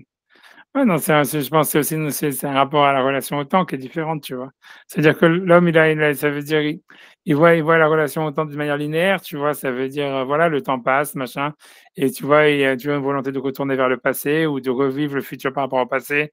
Tu vois, il y a une sorte de linéarité, tu vois, alors que tu vois que chez la femme, il y a pas de relation, si tu veux, une relation au temps, elle est moins linéaire, tu vois. Ça veut dire, pour elle, tu vois, ça veut dire, elles essaient à chaque fois d'effacer les traces du temps, tu vois. Ça veut dire que, tu vois, ça veut dire à part les anniversaires ou des choses comme ça, tu vois, mais que c'est une manière, j'en sais rien, mais ça veut dire, grosso modo, c'est ça, quoi. Ça veut dire, il y a pas de, ça veut dire, il y a, depuis le début, il y a chez les femmes, tu vois, même avant que tu vois ce que tu veux, il y a pas une recherche de la linéarité, tu vois, du temps. Ça veut dire, il y a pas, je sais pas, comme tu dis, voilà, c'est tout ça, toute cette histoire-là, tu vois. C'est un rapport, c'est une relation au temps qui est différente, une relation, tu vois, c'est ce que je te dis, tu vois, ouais, c'est différent. Moi, à mon avis, c'est une relation à la matière aussi qui est différente. Tout ça, c'est une relation vraiment, vraiment. Tu vois, tu vois, ça veut dire, je pense aussi, c'est une relation au corps qui est différente. Tu vois, la relation au corps est différente. Ça veut dire, je pense que la base de tout ça, c'est que l'homme, en réalité, ça veut dire il fait un avec son corps, tu vois. Ça veut dire, tu vois bien que toutes les mitzvot de la Torah pour l'homme, c'est de dire, essaye d'avoir un rapport avec le spirituel. Tu vois, mets les tefilines, fais la tefila, tu vois, machin, machin. Parce que tu vois, pour lui, tu vois, ça veut dire, le monde matériel, il en a une conscience tout à fait claire, tu vois. Et après ça, le monde spirituel, c'est assez abstrait, tu vois. Et donc, tu vois, donc il faut, tu vois, il faut des mitzvot, quoi, pour y arriver. Alors que tu vois que la femme, on a l'impression que c'est tout le contraire, tu vois. Ça veut dire, tu vois, elles sont super, tu vois, le fait même qu'elles, tu vois, qu'elles jouent tellement avec leur corps, etc., que c'est tellement important pour elles. On voit bien qu'en fait, elles jouent avec leur corps comme si elles étaient elles-mêmes des poupées, tu vois. C'est comme quelqu'un il a une poupée, il joue avec sa poupée. En fait, elles jouent avec leur corps comme ça, tu vois. Mais et ça, si tu veux, ça présuppose, tu vois, une relation hyper extérieure à son corps. Tu vois, c'est comme si elles se disent, tu vois, voilà, tu vois, elles ont plus, je pense, vraiment la notion que je suis une neshama, vraiment comme ça, et que voilà, et Hachem, il m'a donné une poupée avec laquelle je dois m'amuser, et voilà, tu vois, et je m'amuse avec ma poupée, tu vois. Et tu vois, et tu vois, et non, et c'est vrai, tu vois, et voilà, et tu vois, et c'est pour ça qu'il y a un côté, tu vois, toujours aussi super immature, parce que, tu vois, pour eux, tout est du jeu, tu vois, moi, je vais le jouer, que je vais aller travailler aujourd'hui, je vais aller jouer, que je suis ma femme, je suis une femme aujourd'hui, je vais jouer, que truc, mais parce que, tu vois, en fait, il y a une relation, tu vois, en fait, au fond, il y a une super grosse distanciation par rapport à ça, tu vois. C'est comme si elles avaient une marionnette, tu vois, dans les mains, que c'est leur corps, c'est une marionnette. Et tu vois, je trouve que c'est une meilleure attitude. Hein. Ouais, non, je pas, là, non, le jeu, c'est la vie, c'est ça qui est. Non, je suis sûr, mais enfin, ça parle d'une distanciation comme ça. Ça veut dire, je pense que c'est pour ça, tu vois, ça veut dire dans le sens où, j'en sais rien, tu vois, je sais pas, tu vois, honnêtement, tu vois, c'est sûr que ça, c'est vrai, ça, c'est sûr. Mais je pense que c'est ce qui est la cause d'une différence, tu vois, de la relation au temps et après au souvenir, tu vois. Ça veut dire que quand tu es dans une relation, tu vois que tu es ancré dans la matière et que tu essaies à chaque fois, tu vois, de monter, de descendre dans la matière et tout ça, etc. En fait, tu vois, c'est sûr que en fait, ça veut dire toute ta manière d'envisager la vie, c'est par rapport à des expériences passées, tu vois, ou des réinterprétations des expériences passées, ou tu vois des choses pareilles, tu vois, comme du zécher, du souvenir, tu vois revivre d'une manière nouvelle, réinterpréter, des choses comme ça. Alors que tu vois que quand tu es dans une situation, tu vois, où en fait, de toutes les façons, tu vois, je suis pas là, et tu vois, ça veut dire que les femmes, elles vivent dans un présent éternel, si tu veux, tu vois, où tout ce qui se passe autour, tu vois, tu vois, voilà, c'est des décors qui changent, tu vois, mais c'est pas, mais tu vois, ça veut dire d'une manière naturelle, au fond, tu vois, c'est toujours la même chose, tu vois, ça veut dire, donc je pense que c'est ça ce qui fait, tu vois, c'est ça ce qui fait la différence, que, tu vois, donc après on est dans un rapport de création, puisque, tu vois, ça veut dire que tu vis dans une sorte de virginité historique, constante, tu vois, puisque tu es toujours dans un point zéro, enfin, avec ta marionnette, en train de dire, OK, bon, qu'est-ce qu'on fait aujourd'hui, tu vois, est-ce que tu vois, donc après, donc c'est clair que l'homme, à ce moment-là, c'est lui qui, en fait, qui a un peu, tu vois, il a peu la dynamique, en fait, il a plus peut-être la dynamique, on peut dire qu'il donne une forme, parce que, tu vois, c'est lui tu vois, tu vois, comment est-ce qu'il va réagir, au fond, c'est vrai que Parce que, ouais, je sais pas, tu vois, c'est ce que ça veut dire, ça serait, je sais pas comment expliquer. Ça voudrait dire, en fait, même si la femme, voilà, dans ce sens, il donnerait une forme parce que c'est lui qui, c'est lui, en fait, qui donne, tu vois, qui est une sorte de, je sais pas, de continuation, tu vois, pas de stabilité, mais on peut dire un truc comme ça, tu vois, au moins de présence historique, tu vois, à la femme, quoi. Tu vois, tu vois, voilà, d'existence peut-être c'est ça l'essence, je sais rien. Mais je pense que, en tous les cas, c'est sûr que c'est en relation au temps. En tout cas, je pense que ce que j'ai dit au début, c'est sûr que c'est sûr que c'est vrai. C'est qu'en fait, l'homme, il vit tout dans le rapport à l'histoire, aux souvenirs, etc. Tu vois, et la femme, elle est plus dans le présent, complètement dans le présent, et dans un présent éternel qui bouge pas, quoi. Et donc, après ça, tu vois, je pense, tu vois, c'est ça l'histoire. Donc, c'est toujours un truc de création, alors que l'homme, c'est toujours un rapport de découverte de ce qu'il était avant. Et de redécouverte de soi, tu vois. Et donc, ça pourrait dire ça, tu vois. Donc, ça donne une forme, ça veut dire, c'est normal. Si quelqu'un est dans un truc de redécouverte et tu vois, de sens historique, etc., c'est sûr que ça donne un sens au présent, quoi, un présent éternel, quoi, un truc comme ça. Voilà, j'en sais rien, tu vois. C'est ce que lui, il veut dire. En tous les cas, lui, il dit, en tous les cas, qu'il y a une relation. Ce qu'il veut dire, c'est qu'il y a une relation presque transcendantale entre l'homme et la femme qui est venue par le don de la Torah. Tu vois, c'est ce qu'il veut dire. C'est qu'une fois, et ça veut dire que l'homme, c'est ça ce qu'il veut dire. L'homme, et c'est très bien ce qu'ils ont dit que c'est par le don de la Torah, on voit bien, puisque ce que ça a fait la Torah, ça nous a donné un rapport au passé, tu vois, un rapport à une éternité à travers l'histoire. Tu vois, ça veut dire le don de la Torah, en fait, pour le juif, tu vois, c'est la création de l'histoire, tu vois, c'est l'histoire, c'est l'invention de l'histoire. Il y a une histoire qu'on vit au présent tout le temps, qu'on répète tout le temps. C'est un zahar, tu vois. Donc, c'est ce qu'il veut dire. Donc, on est devenu une soura qu'au moment où on a reçu la Torah. Et avant ça, on était aussi cons que les femmes, quoi. Ça veut dire, on n'avait pas vraiment, ça veut dire, on n'avait pas une mémoire très longue. Là, on a une mémoire d'éléphant. Tu vois, mais ça veut dire, mais voilà, donc ça veut dire, voilà, c'est ça, c'est-à-dire là, en fait, peut-être que ça veut dire, c'est-à-dire à partir de la Torah, on a commencé à avoir, si tu veux, une sorte de relation à la mémoire, tu vois, au passé, à l'histoire, etc., de redécouverte de soi, de qu'est-ce qu'on est vraiment, etc. Et que donc, à ce moment-là, on a pris l'homme, il est devenu véritablement un homme au moment où il a reçu la Torah.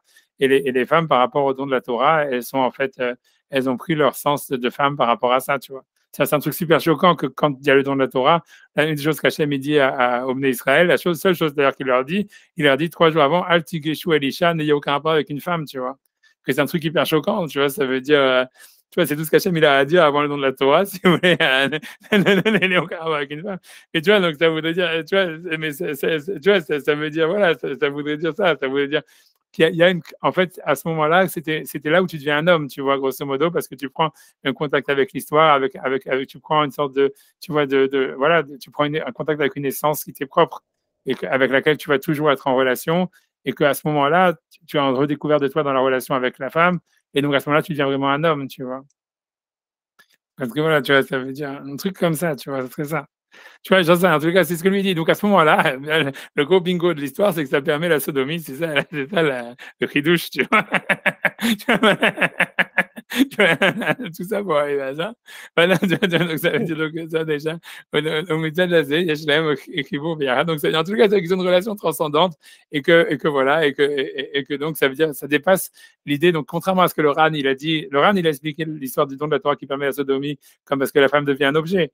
Lui, tu vois, le Maharal, il dit non, c'est parce que l'homme, il a pris un sens transcendant dans son rapport à l'histoire et au don de la Torah. Et donc, maintenant, si tu veux, sa relation, elle dépasse le fait de vouloir procréer ou des choses pareilles. Et donc, la sexualité, elle prend un sens par elle-même. Adam ou Shlemut Abri Abadartonim, et l'homme, ça serait donc finalement la finalité de la création dans les mondes inférieurs. Ah oui, chez Shalem, il faut qu'il soit parfait. Et donc, comment est-ce qu'il est parfait? C'est en étant marié avec une femme. Ben Adam Shlema, qui est Aïcha. Un homme, il est parfait que quand il est avec une femme. C'est au Bechinat Sheniat. Et ça, c'est un deuxième aspect. Qui est Beyahad ou Ashlamat Adam, parce que c'est la relation ensemble qui est le perfectionnement de l'homme ou la finalisation de l'homme.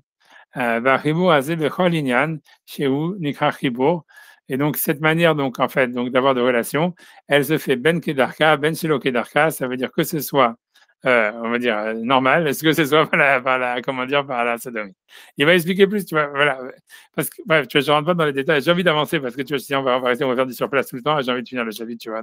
Parce que, ok, tu vois, voilà, Vedat Rabbi Hanina, qui est celle ben Noach, en Raoui ha kedarka, donc l'avis de Rabbi Hanina, c'était que chez un non-juif, lui, il peut avoir des relations que normales, mais chez En Lahem Madrigat Atsura, parce qu'ils n'ont pas vraiment un aspect d'être une soura, d'être une forme. Donc, encore une fois, a priori, la seule différence, c'est parce qu'ils n'ont pas, ils n'ont pas une histoire, on va dire. Qui madriga tatsura et narak le Israël, puisque le niveau de la forme, il est que chez les Juifs. Que moi, chez Arnaud Bedavarze, comme on l'a expliqué dans le Sefer Gvurat Hashem, je vais rentrer là-dedans, à une chambre, Timsam et voir, et tu regardes là-bas et tu verras comment c'est clair. Whatever it is, tu vois, whatever. Et ça veut dire quand tu regardes là-bas, tu vois que c'est pas clair du tout, mais c'est pas grave. Donc c'est pour ça que je parlerai là. Mais tu vois, parce que tu vois, ça veut dire, encore une fois, ça veut dire que tu vois, c'est ce que l'idée, c'est qu'ils prennent tout comme un acquis, que voilà, les Bnei Israël, eux, ils sont plus spirituels que les Goyim. Tu vois, et que dit, voilà, non, il explique pas pourquoi ni comment, tu vois. Ok, voilà. C'est pour ça que, ouais, bon, avec cette explication, ça peut mettre un peu plus de sens. Ok. Bon, tu vois. Ken Malatatsura, les Israël Hakbilva. Donc il y a que Israël qui a le niveau d'être une forme. Shem Nikraim Adam, parce que ceux qui sont appelés des hommes, Véloua Umot, alors que les autres, les nations, Kasher Nitna Torah l'Israël, lorsque la Torah a été donnée à Israël, Enlaim Davarze, donc ils n'ont pas ça. Donc on voit que c'est le don de la Torah, l'élément fondateur, c'est pas un truc génétique ni rien, tu vois, c'est très important de comprendre. Kem Hamrim, parce que tu vois, ça veut dire parce qu'ils sont restés dans la matière. Moshe Mouzal, comme nos maîtres nous ont dit, Atem Kerouye Madame, vous êtes appelés des hommes, Ben Aumot Awalam Kerouye Madame, et les nations ne sont pas appelées des hommes, dans le sens où ils ont refusé la Torah ou quelque chose comme ça, tu vois, où ça veut dire maintenant, ça veut dire dans le sens où ils refusent la Torah, où en fait, ils n'ont pas de relation avec cette histoire qui est l'histoire de l'homme, tu vois. C'est ce que ça veut dire. Tu vois, c'est ça, tu vois, à la fin, tu vois, c'est tout. C'est clair, tout le monde est d'accord que, en fait, ça veut dire ça, c'est évident que, en fait, tu vois, on connaît pas vraiment la Chine et tous ces trucs-là, mais c'est quand même, tu vois, c'est évident, en tout cas, que dans le monde occidental, toute l'histoire du monde occidental, en fait, Israël, elle a un rôle moteur, quoi, depuis l'Antiquité, quoi. Tu vois, ça, c'est assez clair. Donc, en fait, l'histoire, tu vois, c'est l'histoire du nom de la Torah. Et voilà, et ça veut dire après comment, pourquoi, etc. Voilà, donc ça veut dire celui qui est un homme, c'est celui qui veut s'associer à cette histoire. Celui qui tu veux pas t'associer à cette histoire, il n'est pas un homme, tu vois. Ça veut dire en fait qu'il reste un proto néandertalien. Non, ça veut dire que voilà, il s'associe pas. Maintenant, quelqu'un il peut s'associer au don de la Torah en étudiant la philosophie ou en, je sais pas, tu vois, en faisant de la physique ou de la chimie, tu vois.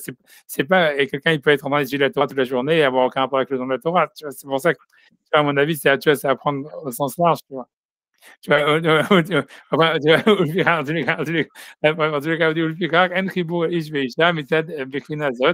les cas, donc c'est pour ça que les non-juifs, ils n'ont pas cette relation entre l'homme et la femme qui serait liée à la forme et à la matière. Chez Yaïch, que l'homme il soit comme une forme pour la femme. Ken Madrigata ou Modkar, parce que le niveau des nations, il n'est pas là.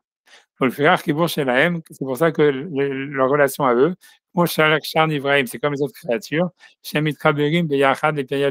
signifient ensemble pour procréer. Aval Israël, mais les Israël qui ont le niveau d'avoir une forme. Et leur relation, c'est parce que l'homme, c'est une forme pour la femme. Et c'est de là, en fait, où il y a une unification. Donc, c'est pour ça que chez les non-juifs, leur relation, elle est uniquement voilà, normale. Parce que c'est pour procréer, comme les animaux. Simplement, chez les juifs, donc la sexualité a un autre sens. C'est en fait le sens de la matière avec la forme, donc elle a un sens spirituel. Donc, quelle que soit la manière dans une relation sexuelle, que ce soit d'une manière normale ou pas normale, ou chibur chomer la tsura, c'est en fait c'est comment dire l'unification de la forme avec la matière, même si c'est d'une manière non normale. Celui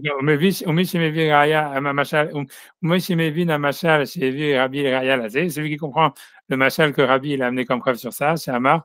Machal lemi chez Loker Basar Minatabar. Ça ressemble à celui en fait qui a acheté de la viande chez le boucher. Achlot Sali, il peut le manger grillé. Chalouk, il peut le manger bouilli. Mais vous, tu vois, chalouk, ça veut dire plutôt comment dire, trempé, ça veut dire quand on laisse mariner, voilà, mariner. Il peut le manger grillé, il peut le manger mariné, il peut le manger cuit à l'eau, ça veut dire dans un stew. Bechol ça veut dire je sais pas quoi, dans un choulan. Bechol c'est comme il veut. Tu vois, donc voilà. Donc c'est ça, c'est le machal que Rabbi il a donné à la femme en disant voilà, toi t'es comme de la bouffe, le mec il peut te faire ce qu'il veut, tu vois. C'est pas mal, tu vois. Non, aujourd'hui, c'est un arabe qui dirait ça. Même moi, tu vois, même si j'ai vu qu'il y a une meuf qui vient de demander une question d'avancement et que la femme déjà qui a posé la question, tu vois. Et, que le mec, déjà, je pense que c'est parce que tu vois, la femme, déjà, ça devait être un numéro, tu vois. Il a dit se sentir en confiance qu'il pourrait répondre ça. Et si déjà tu as posé la question, on peut te répondre ça.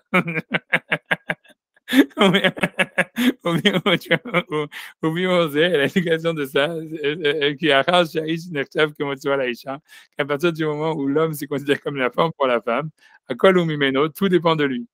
Bekol Inyan Nashaou, Meshamesh, Ima Mutarlo, quelle que soit la manière dont il a des relations avec elle, c'est permis. Donc c'est l'homme qui décide, tu vois. Mais quand je disais Mitzad chez Aïch Nershav Tsura la Aïcha, c'est parce que l'homme, en fait, il est considéré comme la forme pour la femme. Et donc la forme, elle a une sorte de connexion intrinsèque avec la chose sur laquelle elle prend une forme, quoi. Veno Toleb et Pia Verivia, et ça dépend pas de la relation, ça dépend pas du fait d'avoir des enfants. Tu vois, ce que tu peux dire là-dedans, tu vois, c'est quand tu dis tout dépend de lui et tout ça, c'est un truc, il y a une phrase de Stendhal qui est connue. Non, je n'arriverai pas à la répéter parce qu'elle est trop compliquée, justement. Mais quand il disait, j'ai oublié, mince, il faudrait que je google. Dans tous les cas, l'idée de la phrase de Stendhal, c'est de dire qu'il disait qu'en fait, on n'a jamais vu une femme qui a inventé une perversion sexuelle.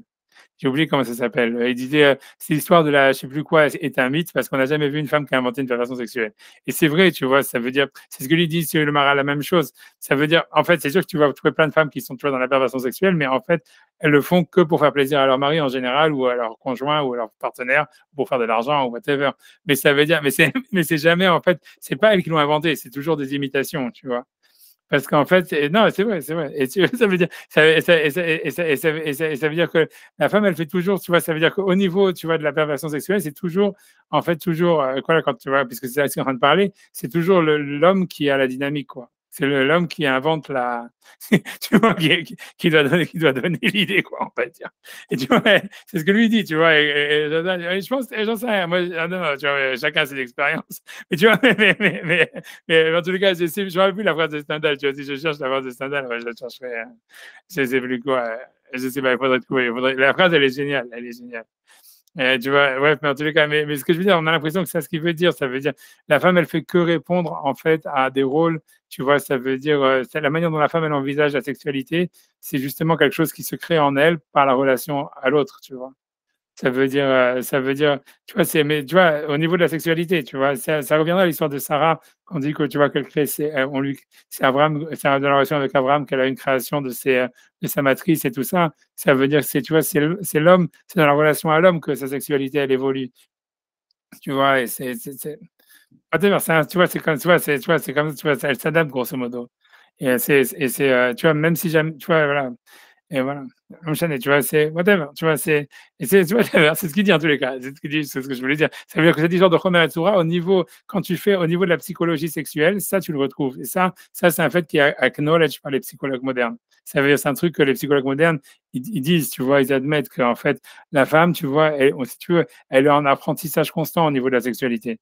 Ça veut dire que dans le sens qu'elle est en apprentissage, ça veut dire qu'il y a quelqu'un qui lui apprend et elle fait, tu vois, comme s'il y a un maître qui lui apprend, tu vois, quelque chose à faire ça, tu vois. Ça revient à la même chose du Zachar, ça veut dire l'homme, il découvre des trucs qu'il a en lui, la meuf, tu vois, elle s'invente, tu vois.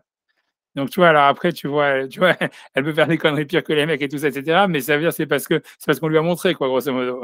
Tu vois.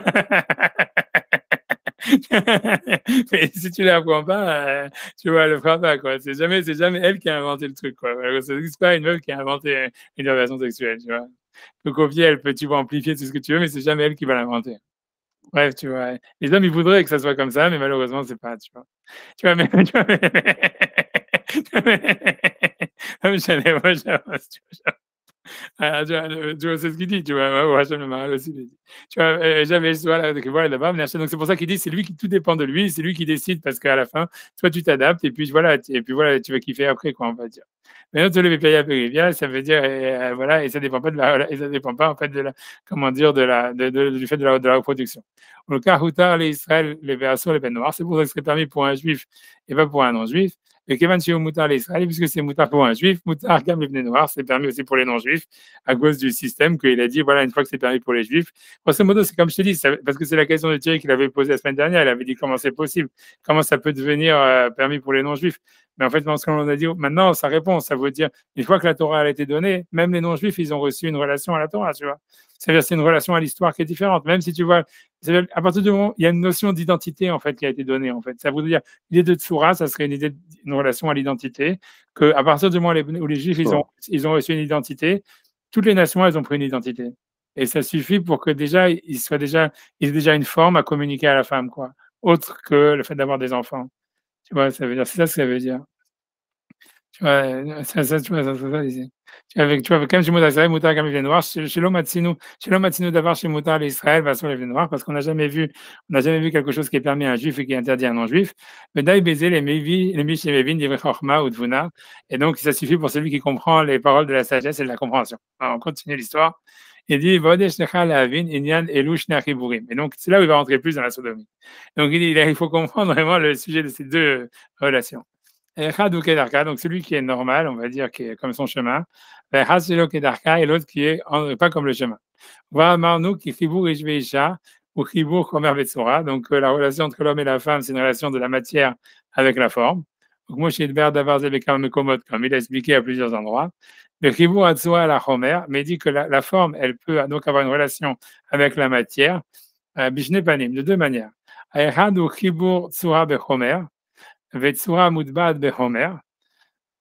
Ça veut dire que la forme, elle donne une forme à la matière. Et en fait, c'est comme un poinçon, tu vois, ça veut dire, ça serait que ça veut dire, voilà, ça creuse, quoi, grosso modo. Ça laisse une forme comme quelqu'un qui va prendre, je sais pas, un poinçon et qui va imprimer quelque chose avec un seau, quoi. Et donc, ça serait en fait une sorte de, tu vois, voilà, quelque chose qui creuse dans la matière. Et la forme, elle est donnée par le creux. Vacheni ou chibur soit la homer. Mais il peut y avoir aussi une relation de la forme à la matière, mais que la forme, elle ne rentre pas dans la matière, tu vois, je ne sais pas comment un truc lisse, quoi, on va dire une bouteille, ou j'en sais rien, tu vois, ou un verre, ou ça veut dire ça, tu vois, ça veut dire, où là, en fait, la forme, on va dire, il y a une forme qui a été donnée à la bouteille, mais la bouteille, elle n'est pas imprimée dans la bouteille, la forme, elle n'est pas imprimée dans la bouteille, puisque, en fait, elle fait que lui donner une forme de l'extérieur, si on veut. Tu vois, un truc comme ça, c'est ce qu'il veut dire. Alors,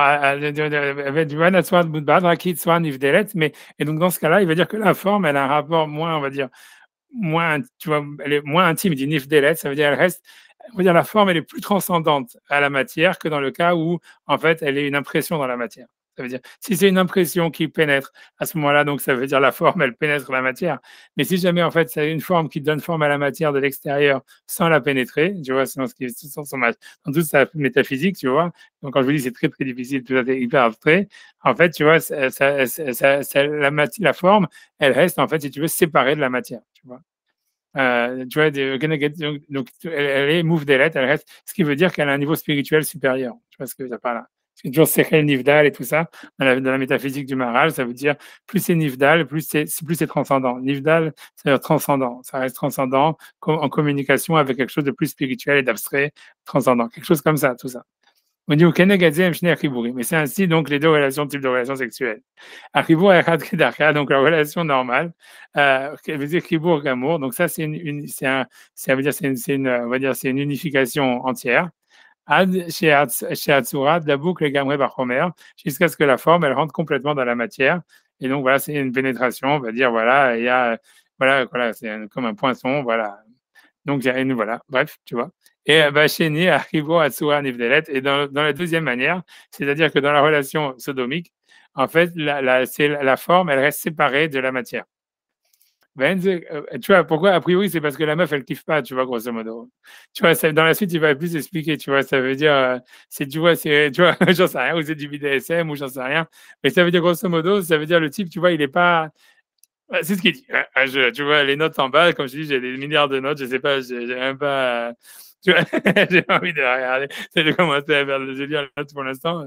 Tu vois, bref, en tous les cas, voilà, je sais pas, il rentre dans l'histoire, parce qu'il rentre dans cette histoire, ça veut dire qu'il a raison qu'en fait, je sais de quoi il parle dans ses notes, c'est parce qu'en fait, dans le Talmud, au niveau de la halakha, il y a plein de contradictions. D'abord, il y a plein de discussions parmi les auteurs du Moyen-Âge et des contradictions dans la Gemara. Est-ce que la sodomie, c'est considéré comme un plaisir ou pas?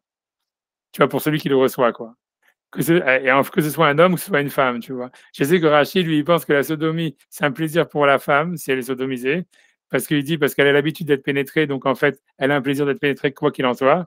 Mais il dit, pour l'homme, c'est pas un plaisir, parce qu'en fait, il n'a pas l'habitude d'être pénétré, donc c'est pas très réjouissant, tu vois.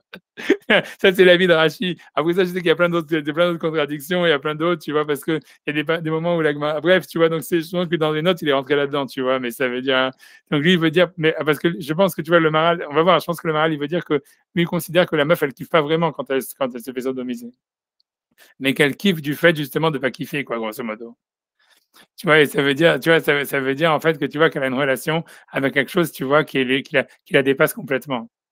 Et que voilà, que ça serait, tu vois, que pour la matière, c'est ça le summum du plaisir pour la matière. Ça veut dire, comme tu vois, voilà, ça veut dire, c'est ça ce qu'il veut dire. On avance, tu vois, c'est ce qu'il dit. Hein. Moi, je vais que les traduire. Ce chapitre, c'est un chapitre du Maharal. C'est vrai que, mais en tout cas, c'est intéressant qu'il existe dans le Virago là. Et voilà, c'est très intéressant, tu vois. Je veux dire, il est super long, tu vois, en plus. Au cas, c'est pour ça que tu vois, on me dit, voilà, mais genre, on va quand même essayer de finir aujourd'hui, tu vois, quand même. Au cas, Rabbi Hanina, Ben Noach, donc voilà, donc c'est ça, donc voilà, c'est ce qu'il dit, peu importe ce que ça veut dire.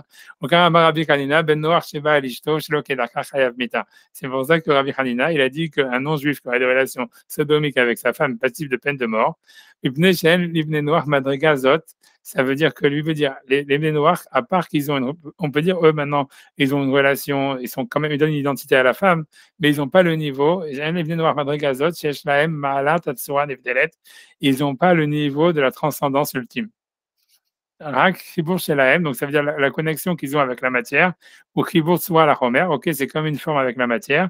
Donc là, il leur dit, mais chez Omud Baalo, c'est qu'il donne une sorte de poinçon dans la matière. Il donne une forme à la matière, il la poinçonne, mais en fait, ils sont en relation avec la matière entièrement. Donc ça, c'est le non-juif, donc ça symbolise la relation sexuelle normale avec une femme. Donc, Imba ben Noach alishto shelo kedarka, mais si jamais donc un ben Noach a des relations avec sa femme d'une manière, ça veut dire voilà sodomique, shen ze chibur haraoui, que c'est pour un goy que lui il n'a pas de relation avec la transcendance pure, ça veut dire d'une matière, ça veut dire d'une relation spirituelle à la matière qui dépasserait la matière. Donc c'est comme s'il va avoir une relation avec quelque chose en fait qui le touche pas. Et donc grosso modo, ça serait chayav mita, à mon avis, ce qu'il veut dire, c'est-à-dire que spirituellement, le gars il se suicide en faisant ça. Spirituellement, il se suicide. Ça veut dire que ça le fait descendre spirituellement de niveau quand il fait ça. Parce que tu vois, lui, il n'a pas, il a pas de relation normale avec une matière, avec la transcendance, tu vois, un truc comme ça. Ok. כאילו דבר שנורא הוא חיבור אליו. אבל ישראל, אשר יש להם מעלת הצורה נבדלת, mais les juifs que ils ont le niveau de la forme séparée, גם חיבור זה הוא כראוי כסדר, pour eux c'est normal d'avoir une relation, ça veut dire sodomique, voilà, parce que pour eux ça veut dire, voilà, ils ont une relation à la transcendance, et donc pour eux cette relation en fait sodomique, c'est voilà, c'est quelque chose qui dépasse la matière ou quelque chose comme ça, et pour eux, voilà, c'est normal d'avoir cette relation. C'est pas un suicide au niveau spirituel. Au contraire. Tu vois, parce qu'il va dire après que c'est carrément, lui, il va commencer à dire après que la sodomie, c'est mieux que la sexualité normale. Tu vois c'est la conclusion du chapitre, hein, je te promets. Moi, je m'en rappelle. Je ne me rappelle pas grand-chose des autres fois où j'ai étudié, mais ça, je m'en rappelle. Tu vois,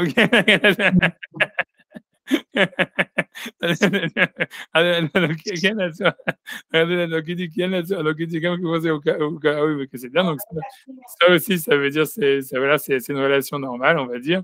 Parce qu'en fait, voilà, comme le rapport à la transcendance, ça veut dire qu'il n'est pas lié vraiment, il ne s'intègre pas vraiment à la matière.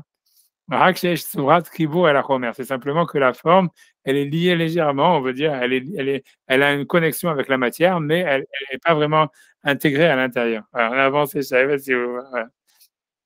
Tu vois, donc ça veut dire qu'elle est simplement liée d'une manière transcendante à la matière. Venomut babo, mais il n'est pas un poinçon à l'intérieur. Donc pour un juif, comme il a ça naturellement, ça ne serait pas quelque chose de négatif. Donc voilà, donc maintenant tu peux recomprendre l'exemple qui avait été amené plus tôt. Machal Lemi chez Basar Minatabar, ça ressemble à celui qui a acheté de la viande chez le boucher. Arklot Seli, ça veut dire quand il peut le manger soit grillé, soit chalouk, ça veut dire, encore une fois, on avait déjà vu, soit, ça veut dire, soit, on va dire, mariné, soit mevouchal, soit bouilli, soit, voilà, ça dans un plat. Kelomar, donc qu'est-ce qu'il veut dire? Bishvil chez l'accro, parce qu'il a acheté, donc ça, c'est revient sur l'idée du RAN, il a acheté avec de l'argent. Benatan Noot Shelo, et qu'il a donné beaucoup d'argent, il a donné de l'argent au beau pour ça. Donc, Mashu Loker, ce qu'il a acheté, c'est Tarat Reshuto, donc là, il revient sur la Zvara, c'est dans son domaine. Mais Yachol Lechol Otok Moshe Yaseh, donc il peut en faire ce qu'il veut. En Chalouk, que ce soit, voilà, encore une fois, bouilli, grillé. Donc, ainsi, l'homme qui a le niveau de la spiritualité ultime, ça veut dire une spiritualité transcendante,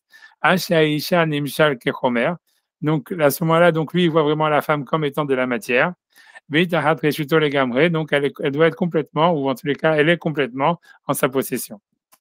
Tu vois, ça veut dire, et donc ça veut dire comme il est spirituel, donc lui, tu vois, grosso modo, il peut développer que plus un homme qui est spirituel, il doit avoir des relations, tu vois, sodomiques, parce que c'est un niveau ultime de la relation, tu vois, où tu montres qu'en fait, tu es au-dessus de la matière, quoi, grosso modo. Tu comprends l'histoire, c'est ça, ça veut dire, voilà.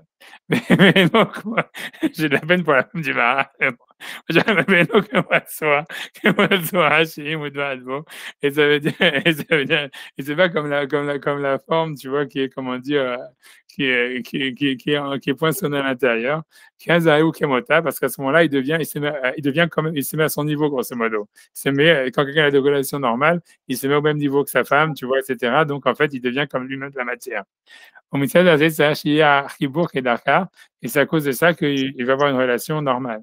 La chibour soa nivdelet, mais le chibour, ça veut dire la manière d'avoir de relation d'une soa nivdelet, c'est-à-dire d'une forme transcendante.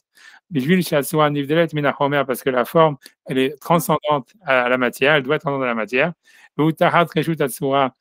Que donc la matière, elle est complètement sous la domination de la forme. Et que cette relation-là, elle est de toutes les elle peut se passer de n'importe quelle manière. Même si jamais il n'est pas dedans, il n'est pas à l'intérieur, ça veut dire imbriqué dans la matière et enfoncé dedans. Et ces choses-là sont très, très, très profondes.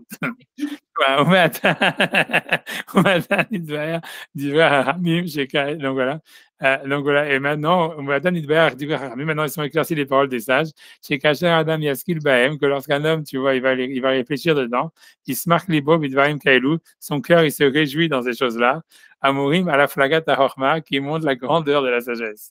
Velo Aya Haoui les galotes de Varim Elou, et on n'aurait pas dû dévoiler ces choses-là. Torah, c'est uniquement pour l'honneur de la Torah. Asinouzé, j'ai fait ça. J'ai dévoilé ce secret. Même Yalitsu Ba'adenu, et ça veut dire les maîtres de la Torah, ça veut dire les auteurs du Talmud, ils seront un mérite pour nous. Ça veut dire si on a Chazvé Shalom dévoilé un secret qu'on n'aurait pas dû dire.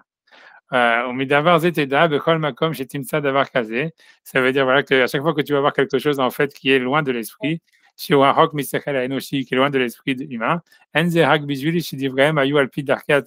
c'est uniquement parce que leurs paroles suivent l'esprit de la Torah, qui est la manière, qui est l'esprit divin, et donc qui est transcendant, et donc qui crée une hiérarchie entre les vivants, etc., etc. Tu vois, qui est au-dessus de l'entendement humain. Hachem Idbar qui est à Badeno et qu'Hachem nous pardonne, qui n'est sous les vers de Varim chez Hem Niflaim, parce qu'on a expliqué des choses qui étaient extraordinaires. C'est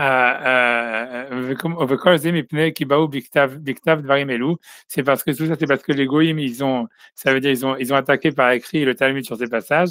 Parce qu'ils se sont opposés en fait à ces choses-là. Ça veut dire tu vois, voilà, sur ces choses-là qui étaient voilà, sur ces choses-là. Ils se sont opposés à ces choses-là, etc. Maintenant, j'avance encore, tu vois, ça veut dire. Donc, grosso modo, moi, à mon avis, ok, c'est un prétexte assez. Je sais pas, il n'était pas obligé d'aller si loin dans les explications, à mon avis. Hein, mais bon. Au père Kanisakin, pour répondre, si c'était vrai, pour répondre, tu vois, pour répondre s'il a écrit que ça pour répondre aux accusations des goïms, tu vois. Mais bon, tu vois, qu'est-ce que je te dis? Je sais pas. L'idée générale, tu vois, moi, ce que j'aurais dit, tu vois, moi, je pense que ça veut dire dans la science d'aujourd'hui, ça veut dire le vrai truc, c'est que c'est sûr que le christianisme, il avait un problème avec la sexualité et que la Torah, elle n'a pas ça, tu vois. Et ça, c'est un point à la ligne, tu vois. Ça veut dire, je pense que, tu vois, il faudrait être beaucoup plus radical, tu vois. Ça veut dire, avec ce que les chrétiens, ils ont dit, ça veut dire, voilà, le fait d'avoir culpabilisé l'homme, tu vois, sur la sexualité, d'avoir dit que c'était quelque chose d'impur et tous ces machins-là, etc. Donc, tu vois, c'est quelque chose, tu vois, que la Torah, elle n'a pas et qu'eux, ils ont inventé. Maintenant, pourquoi ils l'ont inventé, j'en sais rien, tu vois, mais voilà, c'est tout. Donc, en fait, c'est pour ça que quand la Gemara, elle te dit, voilà, toutes les possibilités de sexualité, elles sont bonnes à partir du moment où, en fait, voilà, grosso modo, ce qu'il pourrait dire, c'est à partir du moment où ça fait une relation entre deux personnes, tu vois, un conjoint, deux conjoints, etc. Donc voilà, il n'y a pas de mal dans la sexualité elle-même. Elle n'a pas à se justifier uniquement pour la procréation, tu vois, c'est tout, tu vois, c'est ce que ça veut dire. Tu vois, voilà, mais je pense que lui, il a pas, ça veut dire, il est obligé, en fait, bien que ça nous paraît à nous qui dit quoi, il est en train de, tu vois, ça veut dire tu vois, de faire des éloges sur la sodomie et tout. En réalité, je pense que, tu vois, au fond, ça veut dire, il le fait parce qu'en fait, tu vois, il veut rester proche du texte parce qu'il a peur d'aller plus loin, tu vois. Mais en fait, l'idée générale, c'est de dire ça, c'est de dire, voilà, il y a rien de mal dans la sexualité en elle-même, tu vois, je veux dire, et voilà. Et lui, il veut dire même que c'est une expérience spirituelle, grosso modo. Tu vois, le truc, c'est ça, tu vois. Et voilà. Tu vois, c'est compliqué, tu vois. Ça veut dire, voilà. Ça veut dire, ce que ça veut dire, c'est que, en réalité, si jamais ça veut dire, si jamais on dit que l'expérience, tu vois, sexuelle, ça peut être une expérience spirituelle, en réalité, bon, c'est super compliqué comprendre comment c'est possible. Donc, à mon avis, pour nous, c'est des mots, tu vois. On dit, voilà, c'est une forme, c'est une matière. Ouais, vas-y. C'est pour ça qu'il parle de chez Locke et Darko, parce que chez Darko, ça pourrait jamais être compris autrement que par la procréation d'une manière ou d'une autre. Et il se dit, en parlant de ça, je me dépasse par définition. Et comme je dépasse, je suis au-dessus, quoi. Je suis donc dans une autre logique. Merci. Non, c'est sûr, c'est ça ce qu'il veut dire. C'est ça ce qu'il veut dire, grosso modo. Mais l'attaque, tu vois, si ça a tellement choqué les prêtres catholiques, c'est parce que voilà, ils n'avaient pas envisagé, tu vois le truc. Donc c'est sûr que tu vois que voilà, si tu vois ce qu'il dit, c'est ce que Freud il a dit. Tu comprends? Ça veut dire en disant voilà, vous avez voulu brimer la sexualité, en faisant ça, vous rendez la chose 10 fois pire, tu vois. Mais ce qui est super intéressant, ça veut dire le truc qui est super intéressant, et qui est très très mystérieux, c'est-à-dire c'est comment est-ce qu'on pourrait avoir une expérience spirituelle à travers la sexualité, tu vois. Ça veut dire que lui, il pense que c'est ça ce que la Gemara voulait dire. Tu comprends, lui, tu vois, il pense pas comme plein de kabbalistes. Ils disent, par exemple, qu'un homme, il doit avoir des relations sexuelles, tu vois, les plus rapides possibles, tu vois, en étant couvert, et que la femme, elle découvre qu'un téphar, tous ces machins-là, tu vois, que justement, tu vois, que pour eux, tu vois, il faut minimaliser, tu vois, le plaisir sexuel et tu vois, le rendre le plus animal possible ou le plus, si tu veux, le moins déviant possible, tu vois. Lui, ce qui veut dire, non, tu vois, il parle, tu vois, d'une sexualité qui s'exprimerait, tu vois, spirituellement à travers une certaine déviance, tu vois. Ce qui est, tu vois, un truc, tu vois, assez waouh, tu vois, c'est un ridouche, tu vois, tu vois, mais le truc, c'est que comment ça marche, tu vois. Nous, ce que je veux dire, c'est que nous, on est les héritiers, tu vois, c'est ce que Nietzsche dit, tu vois. Nous, on a été les héritiers, tu vois, d'un rapport pourri, tu vois, que les catholiques, ils ont avec la sexualité, tu vois, qui était en fait, tu vois, un, de la condamner, et deux, de la sublimer, tu vois, par l'amour romantique et tout ça, etc., qui est en fait, tu vois, une sorte de. Tu vois, ça veut dire, ça a été en fait, si tu veux, c'est un renchérissement, tu vois, c'est un peu ce qui va expliquer de dire que si tu es dans la matière et que tu ne considères pas, tu vois un truc spirituel dans la sexualité elle-même, tu es condamné quand tu vas essayer de spiritualiser la sexualité comme ils ont fait, si tu veux, la société occidentale à travers le romantisme et tout ça, à t'enfoncer encore plus loin dans la connerie, tu vois. Ça veut dire, ça va te tuer, quoi, grosso modo. Et comme tu vois, ça veut dire que le romantisme et tout ça, ça a tué la société moderne. Tu vois, ça veut dire tout ce qui se passe maintenant, tu vois, ça veut dire dans les difficultés de relations hommes-femmes, tout le transgender, tous les machins, ça vient du romantisme, tu vois, c'est une évolution de ça, tu vois, c'est parce qu'ils ont, tu vois, ça veut dire, ils ont voulu, tu vois, ils ont condamné la sexualité en disant, oui, ben, on va trouver quelque chose de spirituel à l'intérieur, tu vois, qui passerait pas par l'acte sexuel lui-même, tu vois, qui transcenderait l'acte sexuel par quelque chose de plus haut, qu'ils sont arrivés dans un super gros merdier, tu vois, tu vois, parce que tout le monde comprend maintenant, tu vois, que le romantisme, c'est des conneries, tu vois, c'est de la merde et tout ça, et ça a une impasse, tu vois, au niveau d'une civilisation. Et le truc, c'est, tu vois, mais le truc, tu vois, c'est de comprendre, c'est que lui, il dit, OK, non, tu vois, ça veut dire, il y a une déviance sexuelle possible, tu vois. Il peut y avoir une transcendance spirituelle dans la déviance sexuelle, etc. Maintenant, tu vois, il n'explique pas comment du tout, tu vois. C'est comme je dis, ça paraît très lointain ce qu'il veut dire, tu vois. Ça veut dire comment, tu vois, ça veut dire, est-ce qu'il parle du sexe tantrique? Est-ce que tu vois, tu vois, on n'a pas l'impression, tu vois, on a l'impression que ça reste dans la relation. Tu vois, ça veut dire, on n'est pas, tu vois, dans le sexe tantrique où tu vois, dans le sexe tantrique, tu vois, l'idée, c'est de reprendre, tu vois, conscience de tous ces, tu vois, de ces sensations, tu vois, on voit, tu vois, où c'est vraiment dans le sexe tantrique, c'est beaucoup plus presque, tu vois, à part que c'est sensuel, mais c'est aussi au niveau, on va dire, tu vois, presque de la masturbation, grosso modo. Tu vois. Alors que lui, on voit que lui dit non, c'est dans la relation, tu vois. Tu vois, ça veut dire, s'il y a une spiritualité dans la relation, même dans la déviance sexuelle, c'est dans la relation, mais ça serait une relation, tu vois, qui serait pas, tu vois, tu vois ce que je veux dire, qui serait pas fétichiste, tu vois, en fait. Voilà, grosso modo, tu vois, ça veut dire, si on veut parler plus, tu vois, c'est ce que lui, il arrive à, tu vois, ça veut dire, si on veut parler que dans la psychanalyse, c'est ce qu'on a l'impression que lui veut dire. Il peut y avoir une relation déviante mais spirituel dans la relation à l'autre et qui soit pas fétichiste. C'est-à-dire, je fais pas de l'autre un fétiche, tu vois. Et ça, tu vois, au niveau de la manière dont comment nous on envisage la psychanalyse, si tu veux, tu vois, la relation au sexe, c'est très difficile, tu vois. Tu vois, c'est très difficile, tu vois, même, c'est très difficile, tu vois, ça veut dire, c'est difficile même à imaginer comment c'est possible, tu vois, ça veut dire, mais tu vois, ça veut dire, tu vois, parce que ça vient, en fait, mais comme il dit, peut-être c'est possible d'imaginer uniquement s'il considère vraiment l'autre comme ça veut dire, comme un objet, tu vois, ça veut dire, paradoxalement, ça voudrait dire que la manière, parce que tu vois, le fétichisme, c'est quand tu considères une partie de l'autre comme un objet, tu vois. Il y a les fétichistes des pieds, les fétichistes de je sais pas quoi. Tu vois, ça veut dire c'est que tu vois, c'est que l'autre, tu prends une partie et tu dis ça, c'est un fétiche et ça, c'est c'est l'objet que je veux et tout ça, etc. Lui, on a l'impression que lui, il veut dire, ouais, on pourrait combattre le fétichisme sexuel, arriver à une déviance sexuelle qui soit saine. Tu vois, si jamais on considère tout l'autre dans sa globalité comme un objet, tu vois. Ce qui est manienne, tu vois, ça veut dire, tu vois, c'est manienne. C'est manienne, tu vois. Je sais pas, tu vois, c'est quelque chose, tu vois, ça veut dire c'est quelque chose à réfléchir, tu vois, ça, je sais pas, tu vois, c'est difficile à, tu vois, j'essaie j'essaie de voir, d'imaginer, hein, tu vois, pour comprendre. Mais tu vois, mais ça veut dire c'est manienne, tu vois, ça veut dire, ouais, ça veut dire c'est possible, tu vois. Ça veut dire, en fait, ça serait un truc, tu vois, presque lévinassien, quoi, grosso modo. Ça serait un truc, tu vois, non, ça serait de dire, tu vois, de voir, tu vois, l'autre comme une apparition, tu vois, comme ça, tu vois, transcendante, machin, etc. Tu vois, comme il a sur le visage de l'autre et tout ça, etc. Mais c'est pas justement de le fétichiser sur le visage, mais tu vois, de voir tout le corps de l'autre comme, tu vois, une apparition, tu vois, spirituelle, tu vois, d'une forme, tu vois, à travers laquelle on a une relation à Dieu, un truc comme ça, tu vois.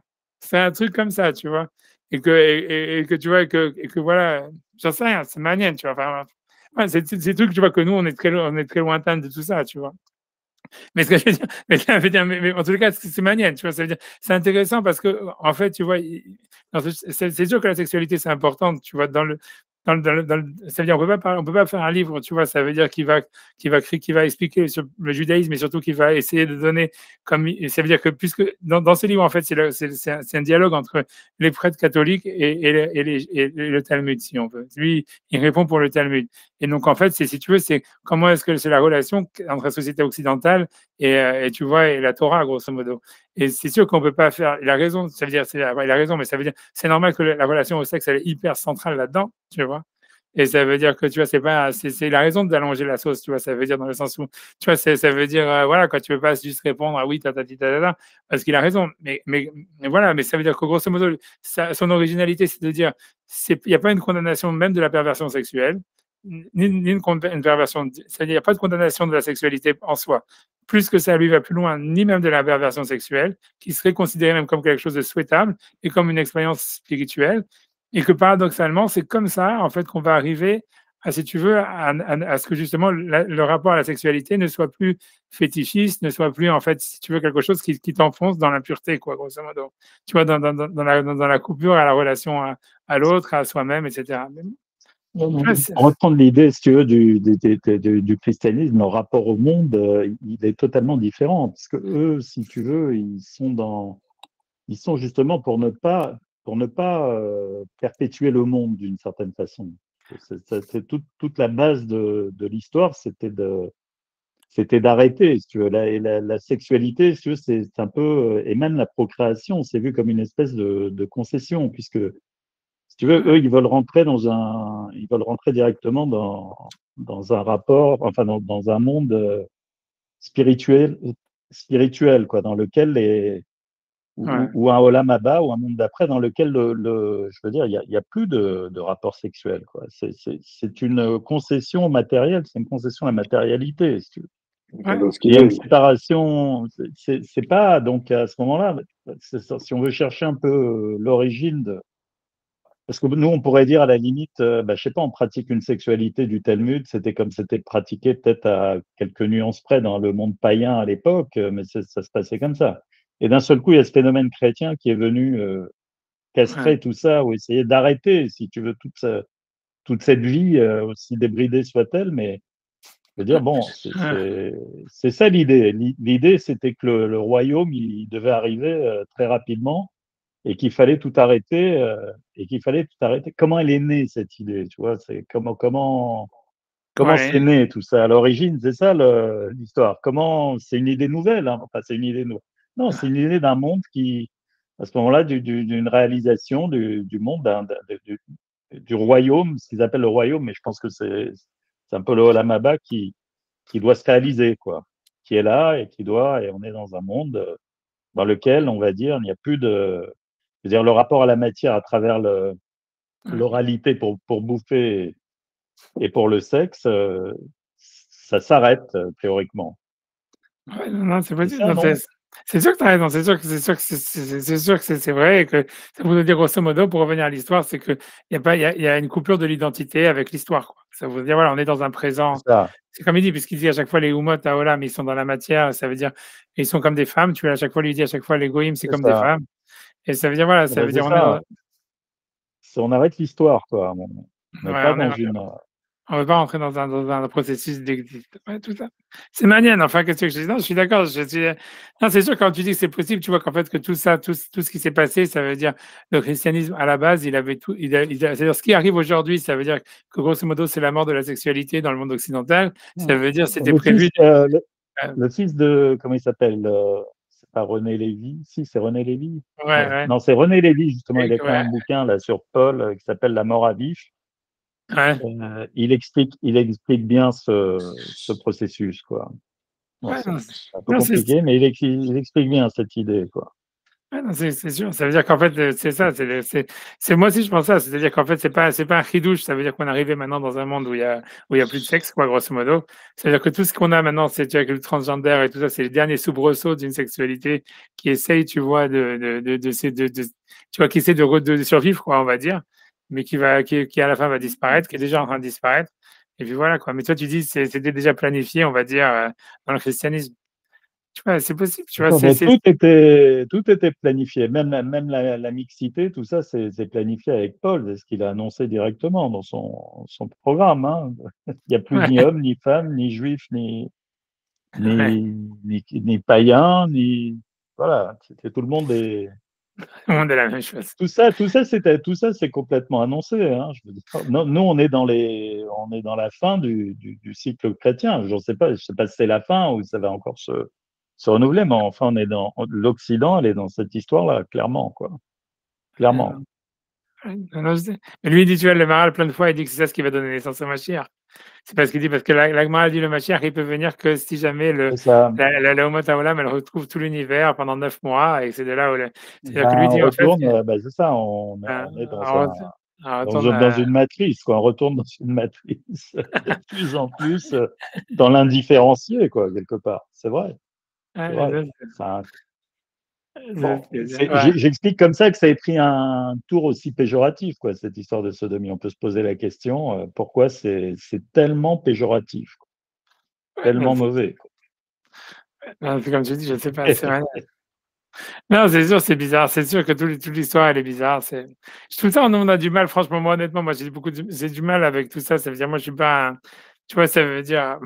Tu vois, le truc, c'est que, tu vois, moi, en fait, moi, toujours, ma manière de réfléchir, c'est toujours par rapport aux expériences. Comme moi, tu vois, j'ai pas beaucoup d'expérience dans ces trucs-là. Donc, pour moi, tu vois, tu vois, je dis, OK, tu vois, OK, il dit ça, OK, peut-être, tu vois. C'est comme la Gemara, elle dit, quand elle parle, tu vois, ils sont à l'époque de la Gemara, plus ou moins, tu vois, je veux dire, j'exagère un peu quand je dis ça, mais pour de mots, en fait, plus ou moins, ils se masturbaient analement, tu vois. Et la Gemara, elle considère ça, oui, c'est une Gemara dans Brachot, et la Gemara dit sur ça, c'est Men Olam Haba. Tu vois, il se rentrait des objets dans le truc, et la Gemara dit, c'est Men Olam Haba. Et elle dit que c'est, tu vois, c'est manière de le faire le Shabbat, et tout ça, etc. Tu vois, je te vois, c'est une Gemara. J'en sais rien, tu vois, non, tu vois, j'en sais rien. Si tu étais pas en groupe, quand même. Non, pas en groupe. Non, ça veut dire, tu vois, non, mais ça veut dire, tu vois, eux, pour eux, c'était un plaisir, tu vois, ils le disent, hein, il y a plein de passages dans la Gemara, c'est pas une fois, deux fois, hein, c'est plein de fois.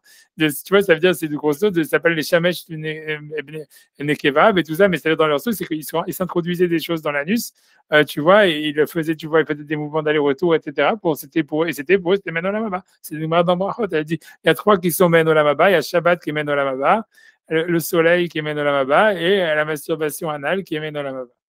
Et tu vois, donc je sais pas, il va essayer, mais ça sert à rien. Mais c'est pour ça que tu as vu plein de contradictions avec ce qu'ils disent, tu vois, que plein de fois après la Gemara elle dit non, c'est une souffrance et tout ça, etc. C'est pour ça qu'en fait, quand tu regardes dans les commentaires, c'est toutes les notes qu'il y a vous avez en bas, ils rentrent dans toutes ces histoires-là. Il y a beaucoup de contradictions. Si on veut faire de la glose, si on veut regarder les sources et les machins, c'est des gros. Il y a beaucoup de documentaires là-dessus. Il y a beaucoup de passages. Ouais. Là, j'en sais rien, tu vois, je sais pas. Donc c'est pour ça, pour moi, c'est très abstrait parce que voilà, quoi. Moi, je sais pas, j'ai pas une relation à mon corps, tu vois, hyper sensuelle. Tu vois, c'est pas mon point fort, quoi, on va dire. Et tu vois, et donc c'est pour ça que pour moi, ça, tu vois, pour moi, c'est très, tu vois, c'est très abstrait dans tous ces trucs-là. Je suis très, tu vois, je suis très comme ça. Ok, tu vois, pour moi, je sais pas quoi dire. Voilà, c'est-à-dire, je me dis, la seule manière pour moi tu vois, de comprendre ça serait faire des travaux pratiques et je peux pas en faire, donc voilà. Donc, tu vois, pour moi, je reste un peu sur les questions. Tu vois, je préfère rester sur les questions. Mais tu vois, c'est en tous les cas, en théorie, il dit ça, tu vois, c'est en théorie, il dit ça. Tu veux que je dis, il dit en théorie des trucs comme ça. Tu vois, ça veut dire, on finit quand même le chapitre, on finit le chapitre. Le Perek Anizakin, donc le Perek Anizakin dans Gittin, Rabbi Yochanan Vaesh Lakish, donc Rabbi Yochanan Vaesh Lakish, Avu Ma'ene Besefer Agata Beshabbat, ils étaient en train d'étudier un livre de Haggadah, le Shabbat. Alors, ça veut dire un livre où il y avait des midrashim ou des choses comme il a cité lui-même, tu vois. Au Makshe Ve'alonitan Leikatev. Et elle dit, mais voilà, la Gemara demande là-bas, mais on n'avait pas le droit d'écrire la Haggadot. Ça veut dire que tout ce qui était dans la Haggadot, ça veut dire que c'est quelque chose qui est une Torah transmise oralement, et donc il n'y a pas lieu de, comment dire, de les écrire. Donc comment est-ce qu'ils pouvaient lire ça Shabbat? Et sur ça, la Gemara, elle dit, mishum et la'asot l'Hashem eferu toratecha. Ça veut dire comme c'est un moment pour Hachem, donc c'est un verset dans Télim très connu, qui dit il y a des moments pour Hachem qu'on doit renier la Torah. C'est un verset dans Télim. D'ailleurs, voilà, la porte ouverte à tout, tu vois, malheureusement. Mais c'est un pasouk, tu peux rien y faire. Adkan. Ça veut dire, voilà, mais la Gemara veut dire par là, c'est que bien que la Torah orale, normalement, elle ne devait jamais être écrite, mais comme en fait c'était arrivé, a priori, ça veut dire ils n'avaient plus le souvenir, ils allaient perdre la tradition, donc c'est pour ça ils l'écrivaient, ils l'ont écrite. Alors, donc il dit, Kelomar, Kacher ou Azman va être quand quelque chose, il est nécessaire pour le moment, pour le temps, il faut le faire. Comme Badorot et Lou, ça veut dire comme dans notre génération à nous, qu'il y a lieu d'avoir peur de l'oubli. Venez à être la sot l'Hachem et firu Torah Techa. Donc c'est le moment pour Hachem, de faire pour Hachem, d'aller contre ce que la Torah elle dit. Donc ça veut dire, et lui veut dire donc d'expliquer ces passages du Talmud que normalement on pourrait dire voilà c'est contre la Torah. Les sages ils n'ont jamais parlé aussi crûment. Si pour son époque c'était hyper cru de parler comme ça. Donc tu vois ça veut dire aucun sage avant lui n'avait parlé on va dire de la déviance sexuelle de cette manière. Donc il dit non, il dit de la même manière que c'était interdit d'écrire normalement les Haggadot, c'est une tradition orale. Lui aussi à cause du moment on peut aller contre ce que la Torah elle a dit. Et Avdavar dit même les choses interdites, comme écrire les Haggadot, ça veut dire les Midrashim, et Tirouzé, ils ont permis de les transmettre par écrit parce qu'ils avaient peur que pour la génération qui allait oublier. Le cas chez lui, donc l'Agma, lui, il pose une question, il dit c'est difficile pour moi, à cause d'un seul interdit, l'Echtov Torah Shebealpe, qui est uniquement, donc l'interdit c'est d'écrire la Torah orale, et Firu Kol la Torah. Est-ce qu'on peut considérer qu'ils ont été contre toute la Torah? Parce que le verset est dit, il y a des moments pour Hachem, on va contre la Torah. Donc il dit, voilà, ils ont simplement annulé une mitzvah de la Torah. C'est quoi? Qu'est-ce que ça veut dire qu'ils ont été contre toute la Torah? Shamar et Feru Torah Techa, ça veut dire qu'ils ont renié toute la Torah. C'est le verset, voilà. Donc, Aval Nigali, mais ce qu'il me semble, qui d'avarzé chez Kadvou à Agathod, mais c'est-à-dire que cette chose-là d'écrire les Agathod du Talmud, c'est-à-dire ce qu'il est en train d'expliquer dans ce livre, Bene Adam, Shinam Mivinim Otam, le Homkam, les gens qui ne les comprennent pas dans leur profondeur, Beshem Divrei Chorma Amuka, qui sont des paroles de sagesse profonde, Em Korim Tagar al Haramim. Eux, donc, ils vont s'opposer aux sages. Mais d'avarzé Bevada et Bitul Kol la Torah. Et ça, c'est quelque chose qui annule la Torah, puisque tu vois, ça va causer en fait un manque de respect pour les sages. Kacha Haramim Shem Amoudé à Torah, comme ils sont les sages qui sont les colonnes de la Torah, Balem Akol Nivna, et surtout sur eux tout a été construit. Korim Alem Tagar, quand on va aller contre eux, ça veut dire Tagar, ça veut dire une tigra, ça veut dire une opposition, une attaque, je sais pas comment traduire ça. Ça veut dire voilà, je sais pas. Donc ça veut dire ils vont être exposés à des attaques grosso modo. Comme maintenant ils disent voilà, tous les juifs ils sont pédophiles parce qu'on permet à se marier à partir de 3 ans dans le Talmud, des trucs comme ça, tu vois. Donc ça va créer en fait un tagar, ça veut dire ça va créer que voilà les gens on les attaque. C'est pour ça que la Torah elle interdit d'écrire la Torah orale. Parce que la Torah orale elle a été transmise aux sages. Mais si elles avaient été écrites, donc les gens ils les auraient dénigrés ou ils auraient été contre eux, parce que c'est pour ça que c'est transmis oralement, parce qu'en fait c'est pas évident, c'est pas à prendre au mot grosso modo. Gacher aussi, comme il disait les vinas, tu vois, pas avec les mains qui rendent impurs. Gacher aussi, comme ils font. Et donc ça c'est pas apte pour les sages qui kavod hachamim in halou, parce que les sages ils doivent être honorés, donc normalement ils devraient pas écrire des choses pareilles. Que ça, alors tu vois, ça fait baisser leur respect, quoi. Le Kachem aime Kvodin Halou. Donc, et quand ils ont des honneurs, ça veut dire quand les sages du Talmud ou les sages en général de la Torah, ils ont des honneurs, Adiyashkiyum Torah, donc c'est ça ce qui permet à la Torah de tenir.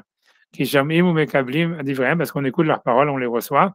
Aval Torah chez Birtav, donc c'est pour ça qu'il dit que le fait d'écrire la Gadot, c'était considéré comme aller contre toute la Torah, parce que ça expose les sages à dire, voilà, ce sont des imbéciles, ou ce sont des obsédés sexuels, ou qu'est-ce que tu veux. La Torah chez Birtav, chez Nimsar la Moshe, mais simplement la Torah qui a été écrite, qui a été donnée à Moshe, Alzen Holkim. Ça veut dire, même les catholiques ou personne ne s'oppose. Voilà, il dit c'est suffisant avec ça. Donc voilà. Mais je me rappelle qu'à un moment, il va repartir encore un moment sur la sexualité, de dire que c'est il va l'expliquer d'une manière, mais je me rappelle plus si c'est encore.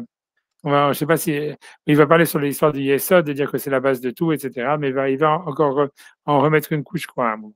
Tu vois, mais si mes souvenirs sont bons. Non, voilà, mais en tous les cas, voilà, comme je dis, c'est sûr que par rapport aux autres kabbalistes, il a une vision de la sexualité très différente. C'est surtout ça la différence. Que tu vois que, en fait, la plupart des kabbalistes, ils ont vraiment un rapport à la sexualité qu'ils essayent de la. Ça veut dire, c'est pas qu'ils sont contre la sexualité, les autres kabbalistes, mais ils sont contre la déviance sexuelle. Et ils sont surtout contre, tu vois, ça veut dire que pour eux, ça veut dire pour expliquer l'histoire de comment ça marche, par exemple, chez le Harizal, tu vois, qu'un contemporain du Maharal, c'est que pour lui, il dit que lui, il pense que, en fait, si tu veux, dans la relation sexuelle, il faut que le désir il soit attisé au maximum. Mais ça veut dire pour lui, tu vois, parce que lui dit qu'en fait, lui, il parle à chaque fois de la relation sexuelle comme des noms de naissance, tu vois, à des êtres humains, ou tu vois, et si jamais ça donne pas naissance à des êtres humains, ça donne naissance à quelque chose, tu vois, des vérités spirituelles, etc. Donc en fait, tu vois, ça veut dire pour eux, il y a une kedusha dans la relation sexuelle. Aussi, tu vois, voilà, ça tout le monde est d'accord. Ça veut dire, lui, le Maharal, tu vois, il parle pas, tu vois, il n'utilise pas le mot sainteté et tout ça, mais il parle de transcendance, de Sechel Nivdal, tu vois, ça veut dire transcendance dans l'action sexuelle, etc. Mais la manière dont elles sont envisagées, c'est différent. C'est-à-dire que lui, on voit bien que, tu vois, ça veut dire pour lui, tu vois, voilà, il parle de la déviance, de la sodomie et tout ça comme étant, je sais pas, extraordinaire. Ou, tu vois, alors que dans les autres kabbalistes, tu vois, l'idée, c'est, non, c'est le type, il doit être, tu vois, il faut que la meuf, elle soit le plus chaude possible, que le mec, il soit le plus chaud possible aussi, tu vois. Mais comment tu arrives à ça? C'est pas par c'est ça le gros truc. C'est le moins tu utilises comment dire, tu vois, ça veut dire, tu vois, comment on appelle, tu vois, les trucs qui sont avant, tu vois, comment ça veut dire, les femmes, je sais pas quoi, les préambules, je sais pas quoi, préliminaires. Les préliminaires, voilà, les préliminaires, ils doivent être réduits au minimum, tu vois, ça veut dire au minimum. Et parce que tu vois, voilà, et ça doit être, tu vois, ça veut dire le truc, ça veut dire la relation sexuelle, elle doit être réduite au minimum. Ça veut dire, voilà, le désir doit être au maximum. Les préliminaires, ils sont au minimum. et la relation sexuelle elle-même, elle doit être le plus courte possible, tu vois. Ça veut dire, c'est ça leur. Les femmes, ils ont ça, ce qu'ils appellent les quickies, là, maintenant. Et tu vois, c'est 5 sur 5 pour moi. Ouais, mais ça, c'est le truc du Harizal, tu vois. Le Harizal, il est vachement là-dedans. Et tu vois, il écrit tout, tu vois, et tous les élèves, ils ont écrit des manuels, si tu veux, machin, et blablabla, tu vois, ça veut dire comment arriver à ça et tout ça, tu vois. Mais tu vois, mais tu vois, lui, tu vois, en tout cas, ce qui est magnifique, tu vois, le Maral, lui, il a pas cette, tu vois, il a pas cette idée-là. On a l'impression que lui, il pense, tu vois, que non, tu vois, ça veut dire, tu vois, il est non seulement dans les, tu vois, dans les préliminaires, mais même carrément, tu vois, dans la sodomie, dans tous ces machins-là, tu vois, ça veut dire, on a l'impression que, voilà, donc, c'est pas, tu vois, c'est difficile, tu vois, ça veut dire, tu vois, tu vois, I don't know, tu vois, ça veut dire, grosso modo, tu vois, ça veut dire, dans les autres kabbalistes, on a l'impression que dans la relation à la femme, dans la relation sexuelle en général, ils essayent d'atteindre Dieu, tu vois. Ça veut dire, grosso modo, c'est que, tu vois, que comme tu vas avoir une relation sexuelle réussie, et tu vois, et si tu vas un moment d'extase ou quoi que ce soit, en fait, tu vois, et que tu vas créer une âme, et même si c'est pas une âme vivante, mais ça veut dire une neshama ou quelque chose comme ça, donc, en fait, tu vois, c'est à ça que tu dois avoir l'intention. Et en fait, à travers la relation avec la femme, ou la femme à travers l'homme, ce qui en, si tu veux, tu essayes d'atteindre Dieu, tu vois. Alors qu'on voit que lui, le Maharal, on a l'impression que non, tu dois atteindre la matière. Mais tu dois avoir une relation, tu dois spiritualiser la relation à la matière sans la fétichiser, tu vois. C'est ça. Donc, c'est une grosse différence, tu vois. Non, c'est sûr que le Maharal, c'est plus compliqué, quoi. C'est clairement plus compliqué. Tu vois, parce que tu vois, le truc, c'est comment tu arrives à ne pas fétichiser, quoi. Tu vois, si tu vas dans la déviance sexuelle, c'est presque impossible, tu vois. Je sais pas, tu vois, à moins de, je sais pas. Tu vois, encore une fois, tu vois, je vais pas vraiment faire, ouais, c'est possible. Je sais pas, tu vois, j'en sais rien. Tu vois, ça veut dire, tu vois, c'est manienne, tu vois, ça veut dire, c'est sûr que tu vois qu'en fait, c'est parce que tu vois, ça veut dire tu vois, je sais pas, tu vois, ça veut dire, en fait, la seule manière, parce que je vois, c'est qu'il faudrait vraiment amoindrir le visuel pour donner plus de place au tactile, tu vois, un truc comme ça. Bon, j'ai pas envie d'entrer dans les détails maintenant, surtout que c'est enregistré, j'ai arrêté ici, le massacre. Non, mais c'est sûr, mais on voit mal dans l'histoire du Maharal comment échapper à un certain fétichisme. C'est difficile. Ouais, non, c'est très difficile. C'est ça l'histoire. C'est parce que normalement, tu vois, si tu fais, dès que tu rentres dans la déviance, tu vois comment est-ce que ça devient un peu fétichiste, tu vois. Et tu vois, à moins que ça soit du domaine de l'expérience, tu vois, de la curiosité, tu vois.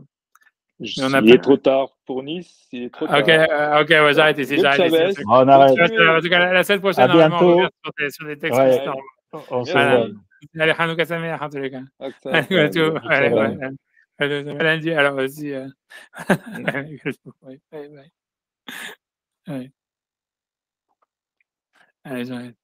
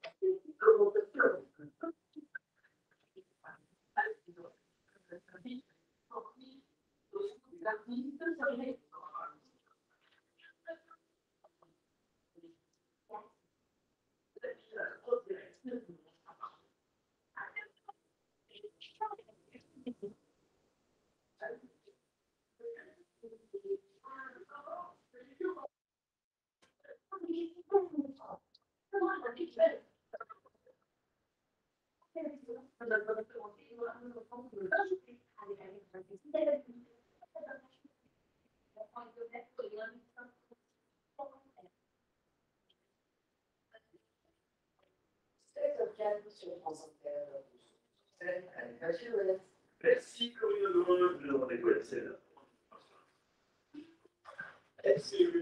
le Marvel cinématique de la